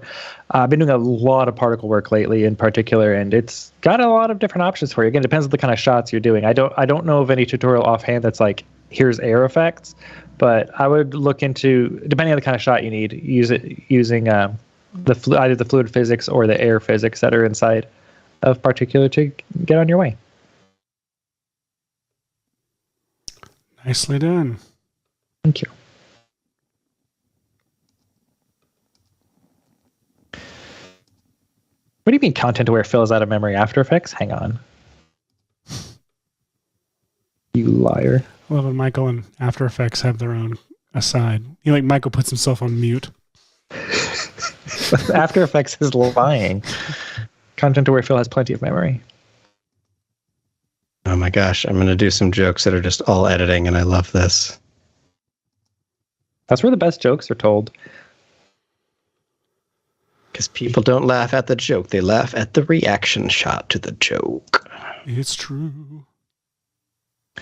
One thing that I think is underutilized in jokes in cinema is good editing for the joke is really badly done. Like so many comedy shows and comedy movies are just like, here's a joke, and they don't like tell it with the editing, like what the way Archer or Arrested Development do. And then there's then using the camera as part of the joke, like Edgar Wright does in every movie, where like things popping in and out of frame, like do the joke. Oh man, like, Hot Fuzz is perfect for that. Is it every frame of painting that has a great bit on Edgar Wright and visual comedy? They do have a really good one, yes. That it's the best description of cinematic joke telling versus putting a bunch of comedians on screen and assuming if you keep rolling something funny will happen. Well, and there's also it's like The Office and Parks and Rec are such great examples in Brooklyn Nine-Nine of like you get a great like the funniest jokes on all of those shows are reactions to something ridiculous said. Like on Brooklyn Nine-Nine, anytime Charles says something that's incredibly filthy and he doesn't realize it, it's always Andy Samberg's like his character's like response back to it, that and then continuing the scene that is the funny that gets the laugh. So good. I mean, it's like Jason, a whole craft. This filmmaking thing. It'll catch on. It's why Jason Bateman's the funniest person on Arrested Development, is because all these people are being hilarious, but he is like the perfect straight man in that show. He's just trying to hold it together amongst all of that happening. And Tobias Funke being probably the most difficult to deal with. Let's see. What else do we need? Oh my gosh, I'm cracking myself up over here. With dialogue we can't hear? I'll send this little bit over in a second. Very much looking forward to it. Okay, content to where Phil is behaving now. Oh God, Ed Harris, you're giving me exactly what I need. Thank you. I got 20 minutes to get this shot finished off. I'm going to start. Okay, hang on. We can do this. Stu will be happy. I'm using Beam to make the Predator's targeting system. He hasn't commented once, but he's going to jump in and say, "Did somebody say Beam?" It's me, Stu. I mean, he's probably busy getting stuff ready for releases that are coming sometime. But, you know. I don't know. You know, might be Stu. Watching. If he could be playing with Beam or doing work, which do you think he's doing? He's probably playing with Beam. You'd think we made Beam with how much he loves it. Oh my God, did we make Beam? We did make Beam. It was like a bunch of people surprised to know that we actually finished Bang, and that it's out there and available and awesome. Bang is out there, available, and more importantly, great and fun. Fun's the most important part. I think Bang is one of the most fun plugins we make, in as much as you get instant, it's amazing, and you just want to touch it and play with it all day long. Like you just want to take the thing and move it around and watch the 3D muzzle flare do its thing. What are we talking for those of you who aren't aware, we have a 3D, like actual full 3D volumetric particle system generating thing that just does muzzle flashes extremely quickly. It gives you control over things like the age of the flash, so you don't have the flash just be the same big flash all the time. You can have it be like a tiny flash, because in real life, when a camera captures a muzzle flash, it's at any time in the age of the flash. It blurs the background behind it where the heat is. It's got little sparks that come out. Like it's, if you want full realism or you want sci-fi kind of whatever, you've got a ton of range in it. And yeah, it's really easy. You just pop it on a shot. No need to actually fire blank sunset. So it keeps things safe, and it's tons of fun. We have people who are using it in, we have stunt coordinators who use it when they're doing choreography, so they can show a director, here's how this action scene is going to look, and they can put muzzle flashes in there so the director can get it better. And we have people using it in actual Hollywood films to put in the muzzle flashes, because it's way better than to be frank. If you got that stunt reel and were a producer, you would say, well, the guns are gonna like fire in the movie, right? So be able to show the director, look, here it is with like actual muzzle flashes in there is great. And if you want to get real fun with it, you can actually relight actors' faces with the tool if you want to do a little bit of roto. But I mean, it's great because it keeps things safe. But like a lot of people use like stock footage of muzzle flashes, which is fine, but they're at one angle. Or if you have a really good library, maybe a couple angles. But this you can pick how close it is to the camera. You can pick the angle, like it, because it's full 3D. You can move it wherever you want. It's great. I love it. It's fun. If you have the VFX suite from Red Giant, try it out. It's a blast. Haha. But it is though. Well done. But yeah, some people were like, "Bang is out." Like, yeah, it's been out for a while. Bang was out, but like someone was developing it before we did. And we brought them on board and kind of wrapped it up and made it neater because the previous version of it had to have like 3 different effects in your effects stack to actually make it work. But we kind of neatly wrapped up the UI all in one. Plus, we added the optical glow tech into it, so you get like better lighting. Look, like I was just so excited when it got released because people are having so much fun with it. So yeah, go bang things. Go bang. Hashi, the chat wants to know if you're ever going to do cheap tricks ever again because they are sad. They're sad? All right, then you tell me what you want to cheap tricks on. Oh, yeah. What sort of effects would you like Hashi to cheaply trick up? Sorry. The hardest part about them for real is just that they're an hour long. And when you go to edit and like check a tutorial that is an hour long, just watching it to see how it's going takes you an hour. And even if I watch it faster, I'm just like, it's a time suck. It's crazy. But yeah, I'm sure I'll get back to some traditional stuff. As soon as he finishes the Venom short, you guys. Oh. What? I don't know what you're talking about. Leave Hashi alone. He's doing enough. He's providing for his family. He's hosting this show with me. Hey, adding value to Canada. Speaking of that Venom short, let me see. Since you've mentioned it, guess what we put together for the first time ever in this process? Where is it? It really is cool, by the way. I think I said that in Teams. I don't quite know how to use Teams still. All right. This is not final at all. There are a handful of compositing things that I still want to do to it. But this is our first test, everyone, of look at that all the tech that is going into this. So we've got hand animated tendrils, we've got animated stuff rendered in Redshift, we've got facial capture translated to another thing, we've got some spline dynamic-y things. But this was a test shot to put all those elements in one shot to see how they were looking together. I love the hands. Oh, the hands! Look at that, baby. Those are animated by Darren Frankovitz. Darren, I love your hands. Your hands are great. A great. Like I sent him the plate, and he was like, "So this is like a creepy boss shoulder rub, right?" They didn't just like. I hadn't given him any direction. I was like, "That's exactly what it is. So go do it." And he did not disappoint. One more time. Creepy boss. Like John Lasseter's in the room. Look at that. Oh, damn. And taking Pixar shots today. Nope, just John Lasseter. I love Pixar. Another one of my heroes who turned out to be a creep. So regular segment on our Seth's heroes who turned out to be Hollywood. Creeps. So speaking of facial capture being translated into things, if you have a newer, powerful enough iPhone, Maxon Moves is on the App Store, and you can pipe it right into Cinema 4D and get facial animation and body animation right in Cinema. It's great. Try it out. It's fun. You can dance if you want to. You can leave your friends behind. I don't have to take them with me? Mm-mm. But what if my friends don't dance? Well, then they're not I would think that I wouldn't be friends with them either. No friends of mine.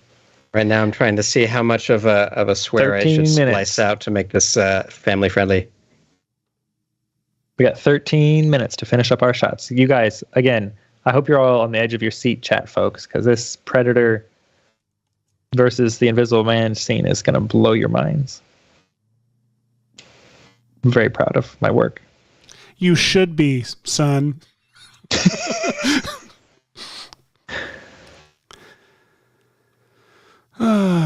Set Matt.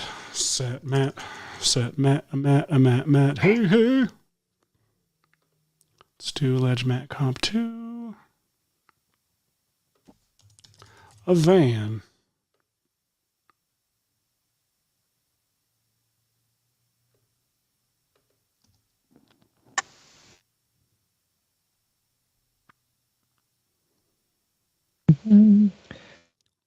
Seth, what are you doing?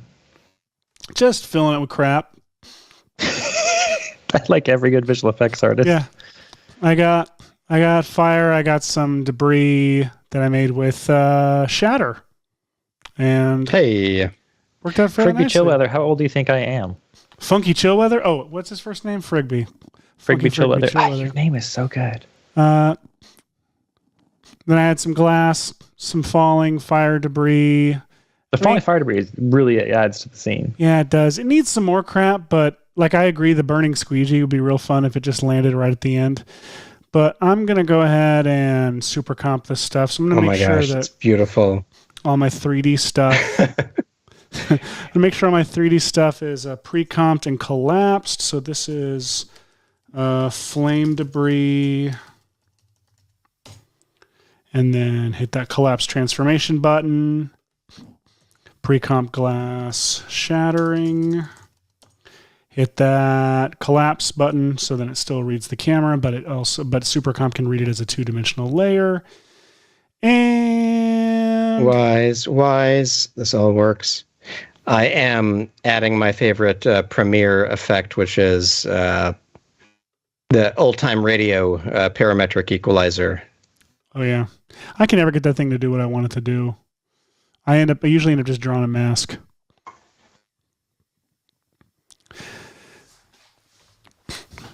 This is delightful. Waiting on SuperComp, opening the door. Can't wait to see my SuperComp. Okay, that song I was just singing. If I've not talked about this joke before, I don't have it available to pull up. But it's my favorite joke. It was cut from, not my favorite joke, but it was cut from the Simpsons movie. It's a deleted scene where Homer hitches a ride on a sausage truck to get home. So you see this giant, Hank Azaria driving this giant sausage truck, pulls up, and Homer gets out the back. And he goes, and you know Homer's been riding in the back of the sausage truck, like he's probably been eating all of it, right? It's just insinuated. He goes, "Thanks a lot, sir," and he walks off, and the guy, Hank Azaria's character gets out, he goes, "No problem. Time to check on my sausages." And he goes, "Checking on my sausages, opening the door. Can't wait to see my sausages sitting on the..." No! And it cuts wide. It's like, it's just, the song is so perfect, and it fits everywhere. This has been Seth Relays Jokes from Movies. I'm going to make a drop that's like another one of my heroes who turned out to be a creep, and I'm going to make one for Steve Madden of jokes, as my friends once called me. I just repeat people's jokes like a highlight reel. Okay. Explosion. All right, other than Frigby Chillweather trying to age shame me for knowing that song, Filmcore Digital wants Seth to have the window cleaner falling down. I do too.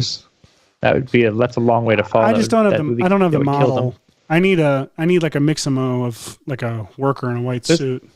There is a Mixamo of a worker in a suit. They're wearing a hard hat, or it's not a suit, a hard hat and a high vis vest. There it is on Mixamo. Ooh. If anyone wants to get real fancy, you can take the hard hat off and make it. Anyway, David Fairchild wants Hashi to take... Hashi, do you have the footage of the NASA doc freaking out about bladder sensors failing? You can mix that with the alien's heart sensors flatlining. Oh, I like that. I'm going to do this one real quick just because I'm all the way in here already. But I'm going to take this... 8 minutes. 8 minutes. Oh, we got that. Okay, let's pre-compose this layer so it's dealt with over here. Move everything over there. Let's double check that we've got our frame blending on here. Okay,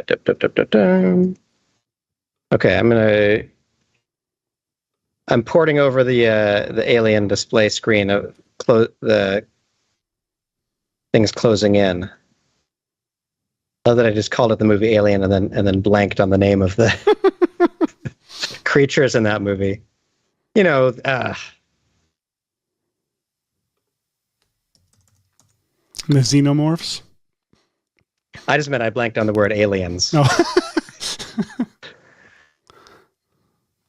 All right, so to fit this this screen on this screen, I'm going to use Effect RGVFX Kingpin Tracker. Kingpin Tracker. What's lovely about this is I'm just going to place it kind of a little bit smaller because I like all of this very trackable detail here. Actually, why not? Let's go big. I like going bigger and then downscaling instead of upscaling something. All right, beautiful. Let's get all of these kind of into place like that. And then I'm going to tell it for the layered track to be the Houston, we have a problem layer. And then I'll just say, press play. And down here in this preview window, it's going to be doing all of its tracking. It's going to be fairly subtle because we're just, I slowed down this frame because Clint Howard is talking in this shot. And it's a little distracting. So a couple things to match this up. Let's go ahead and add a mask to this bit. Rounded rectangle mask. And then let's scale that down.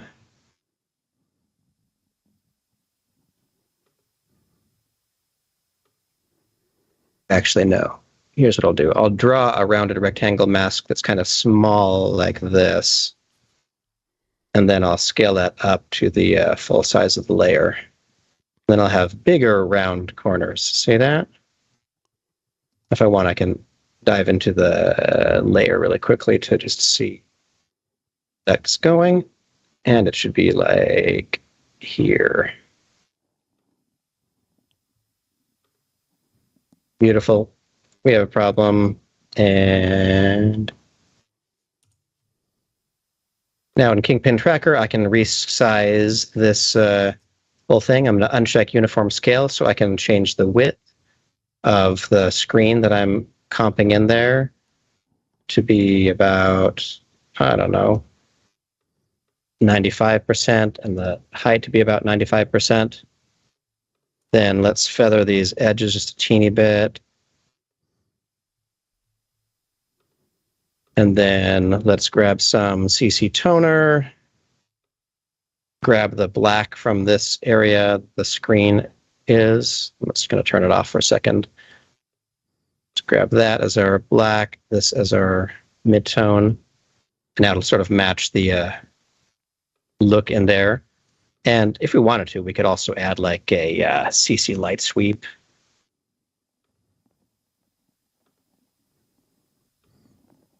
Everyone's still here? I feel like good. Okay, good. Oh my God, you're doing it. We're on you. We're following. Let's turn up the width to this sweep, and let's move it over here, just off screen. I'll make it even a little bit wider.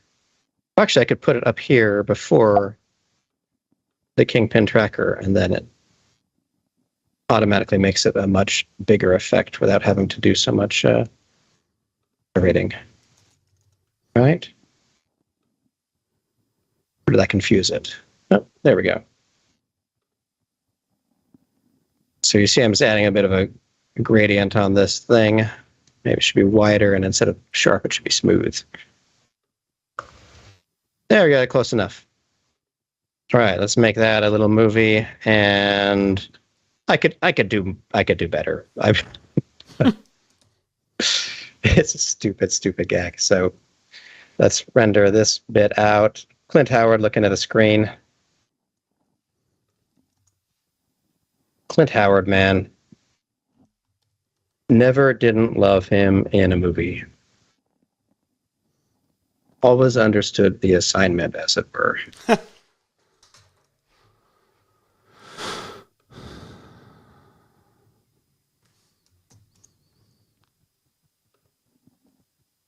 VFX and real stuff. Let's bring in. How are we on time? Oh my gosh, we're so close.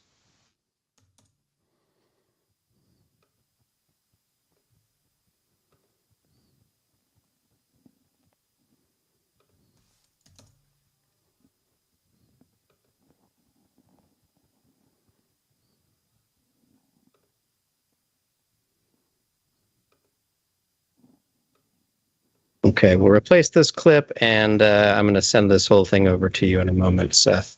All right. The most efficient way to do a live show. I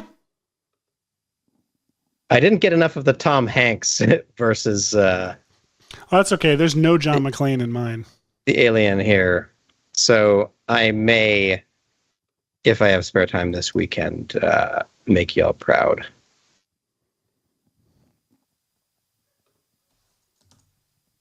That title is looking great, Seth.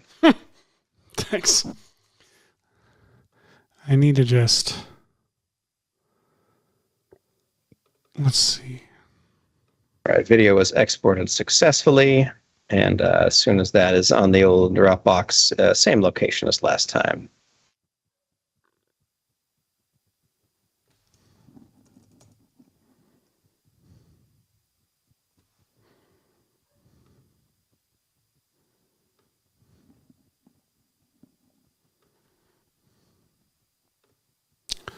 I'll pull it up just a split second.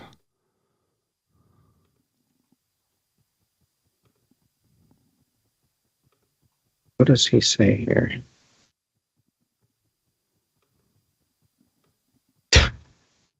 Oh, I wish Ed Harris had a better line here. He just says copy that at the end. Oh,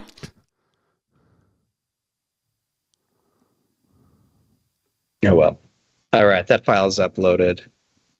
All right, I'll open it up.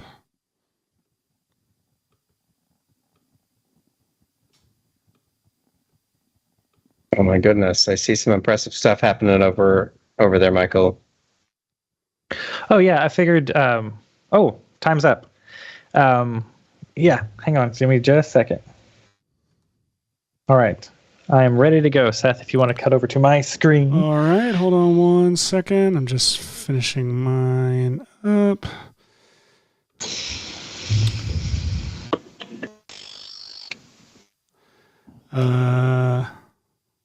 Hang on, let me get mine all cached up here real quick, and you can cut over to it. It'll give me a second. Stupid thing is being slow. Yeah, so go ahead and finish your thing up, and then. Okay. It's brilliant. Are we able to go to our clip room for any of these, Seth? I don't think so. I don't think I can pull them up. No worries. No worries. Is yours rendered out for me to pull up? Yes. Hashi right. Progress 2. Give me just a hot second. I'll get that up there. Chat, can you describe to us how excited you are about seeing these final shots? Those of you who are still with us, all 64 of you.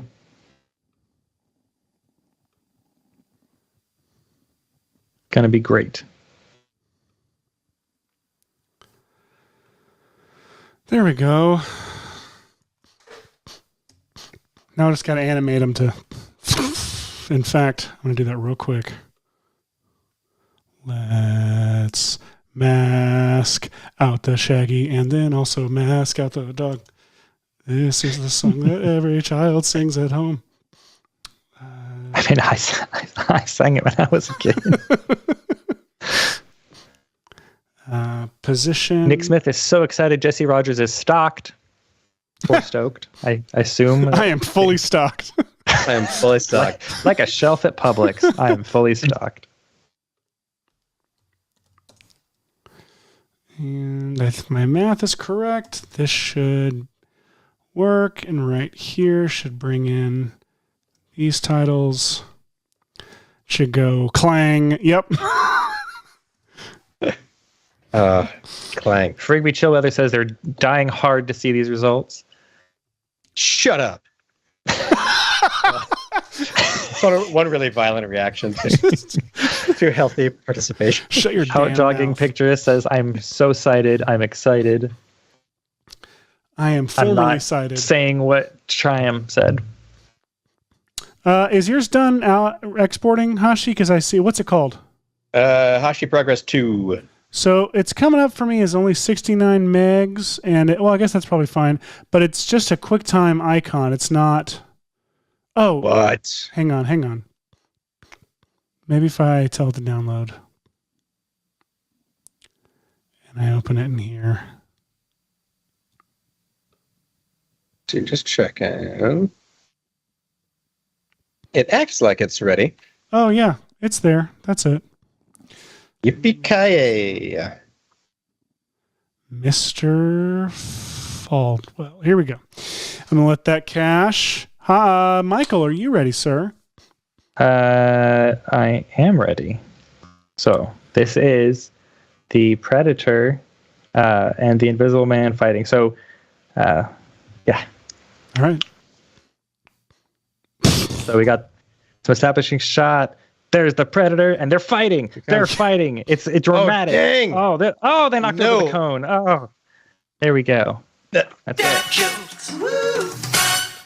I need a massive dad jokes like thing to come in. Just like that is phenomenal. It's an epic fight. You should see all the rigging I had to do to get them fighting everywhere, going back and forth, and whatnot. Yeah, it's great. Wait, can you push it on that cone? I want to see that. They banged right into the cone. Oof. Right into the cone. Knocked it right over. The destruction the city is enduring is just mayhem. Jokes aside, though, if you really want to get an easy Predator effect, all you need is your actor keyed out on a green screen, and then apply chromatic displacement and use that on your background layer and use that actor. What? Yeah, just. You can give it color, kind of to give it different kind of looks. You can tell it not to spread chroma at all, just to do that. You can soften your displacement layer to give it different looks that way. Whoa! Yeah, this is your way to get actual kind of Predator invisibility effects. If you actually wanted to do a real job of doing a Predator versus Invisible Man effect. So there you go, dude. Also, you could fill them with a radial ramp and then apply some colorama to cycle that a little bit, and then you get that. Oh yeah, if you want to see predatory the Predator vision, yeah, let's just do that real quick. Colorama. Boom. Hey, look at that! You've made the entire movie Predator. Take off Modify Alpha. So the entire movie Predator. There we go. So I need to do a better green screen, obviously. Let's see here. I want a movie that's about a person who is just a heat map, and like a very dry movie. Like there's not much else to it, but I like it. That is a beautiful heat map, Michael. Yeah, well done. Very, very, very realistic. And a nice way to kind of fake a heat map is you do this, but you just throw on a couple of like soft feathered things if you want to like make the face more hot or like add fake breath and things like that. Yeah, because there should be heat here and not here so much. Mm-hmm. Although I guess there are ways, people. Oops, wrong button. Input phase. Scooch that around a bit. Make the clothes cooler and the face hotter. There we go. Yeah, you see, that's a real heat map. Realism. Anyway, let's look at your actual shots, you two. Okay.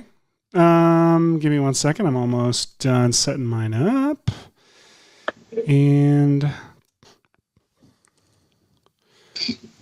explosion sound. Oh, yes. All right, so I'll let this cache. So first off, yeah, Frigby, that could be turned into the Abyss water effect really easily. I would actually just create a shape layer with a tapered and rounded stroke and throw some fractal noise on there, and then feed that to chromatic displacement, and you've got it. And Hashi, here's yours. Hang on. I did you injustice. Here we go.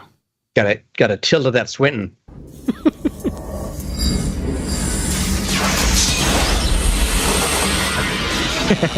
Hey, we've got a problem here. What did you do? Oh, express elevator to hell. This is Houston. Say again, please. Houston, we have a problem. Got multiple caution warnings. Like the heart rates are skyrocketing. Talk to me, Hudson. Multiple signals. They're closing. I got signals. I got readings in front and behind. There's nothing back here. Look, I'm telling you, there's something moving and it ain't us. That can't happen. It's got to be instrumentation. Right. That's just f***ing great, man. Now what the f*** are we supposed to do? This is some real pretty shit now, man. Game over, man. Game over. What the fuck are we gonna do now? What are we gonna do? I missed one. Sorry. Oh, good. Oh my gosh, you weren't kidding. Ed Harris for the win. He deserved that Oscar. Oh my gosh.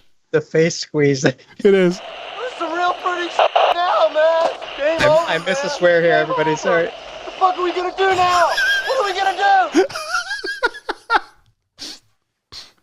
Oh man. Oh, I love it so much. I love you guys so much. Here's this one for those who missed it earlier.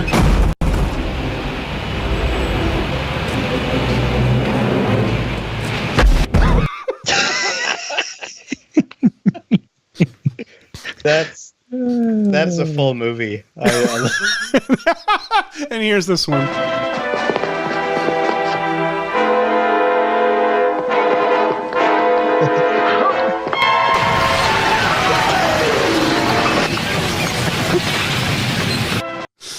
Those humans are dead.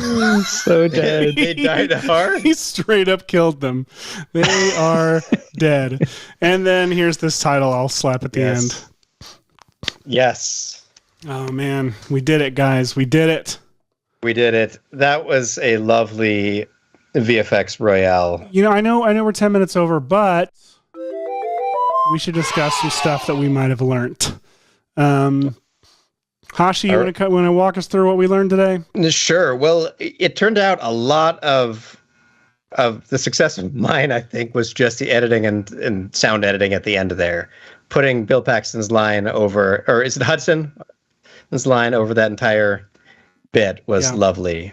I kind of dropped off the whole show everybody how to use the dialogue swap using AI. I showed you all the directions, but we got the one line in there. Rotoscoping, Seth, you did a handful of rotoscoping throughout there using both Rotobrush and the Refine Edge tool, which is something very helpful for if you are cutting out a, say, shaggy dog or something. We replaced John McClane very successfully with a dog. Motion tracking, I did some fake motion tracking. Like when you don't need it, you just fake it. And no need to full 3D track a scene if you can just get it done. Exactly. And then, digidoubles, the Midjourney stuff. Midjourney is phenomenal and really interesting to look at what people are creating online with it. And, created a digital double of this not copyrighted alien designed by Pixar, probably. Yeah, I thought we did well. I thought that this was a fun episode. We learned all of these things. Look at all this stuff that we learned. Guys, this show is free. You get to watch it without paying anything. No money at all. Watch it for free and tell all your, your closest 40,000 friends about it. All of them. Tell them about it right now. Stop working. Don't tell them. Yeah. Write individual Hop emails on Discord for each of them. And DM all your friends.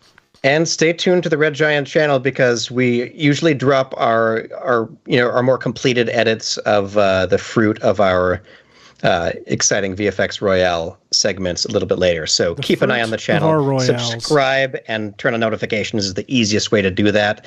And come back next week even early because we've got all sorts of stuff. I was going to say on this channel, but it's on the Max on Training Team channel, which we are a part of, but we're still, check that out too. Flying the flag for Red Giant. But most importantly, everyone, the show is over and you all watched it and we love you. Stay safe. Come back next week. Stay chill. We really need a tagline that's ours. Join us next week to learn what our tagline is. We love children. Bye.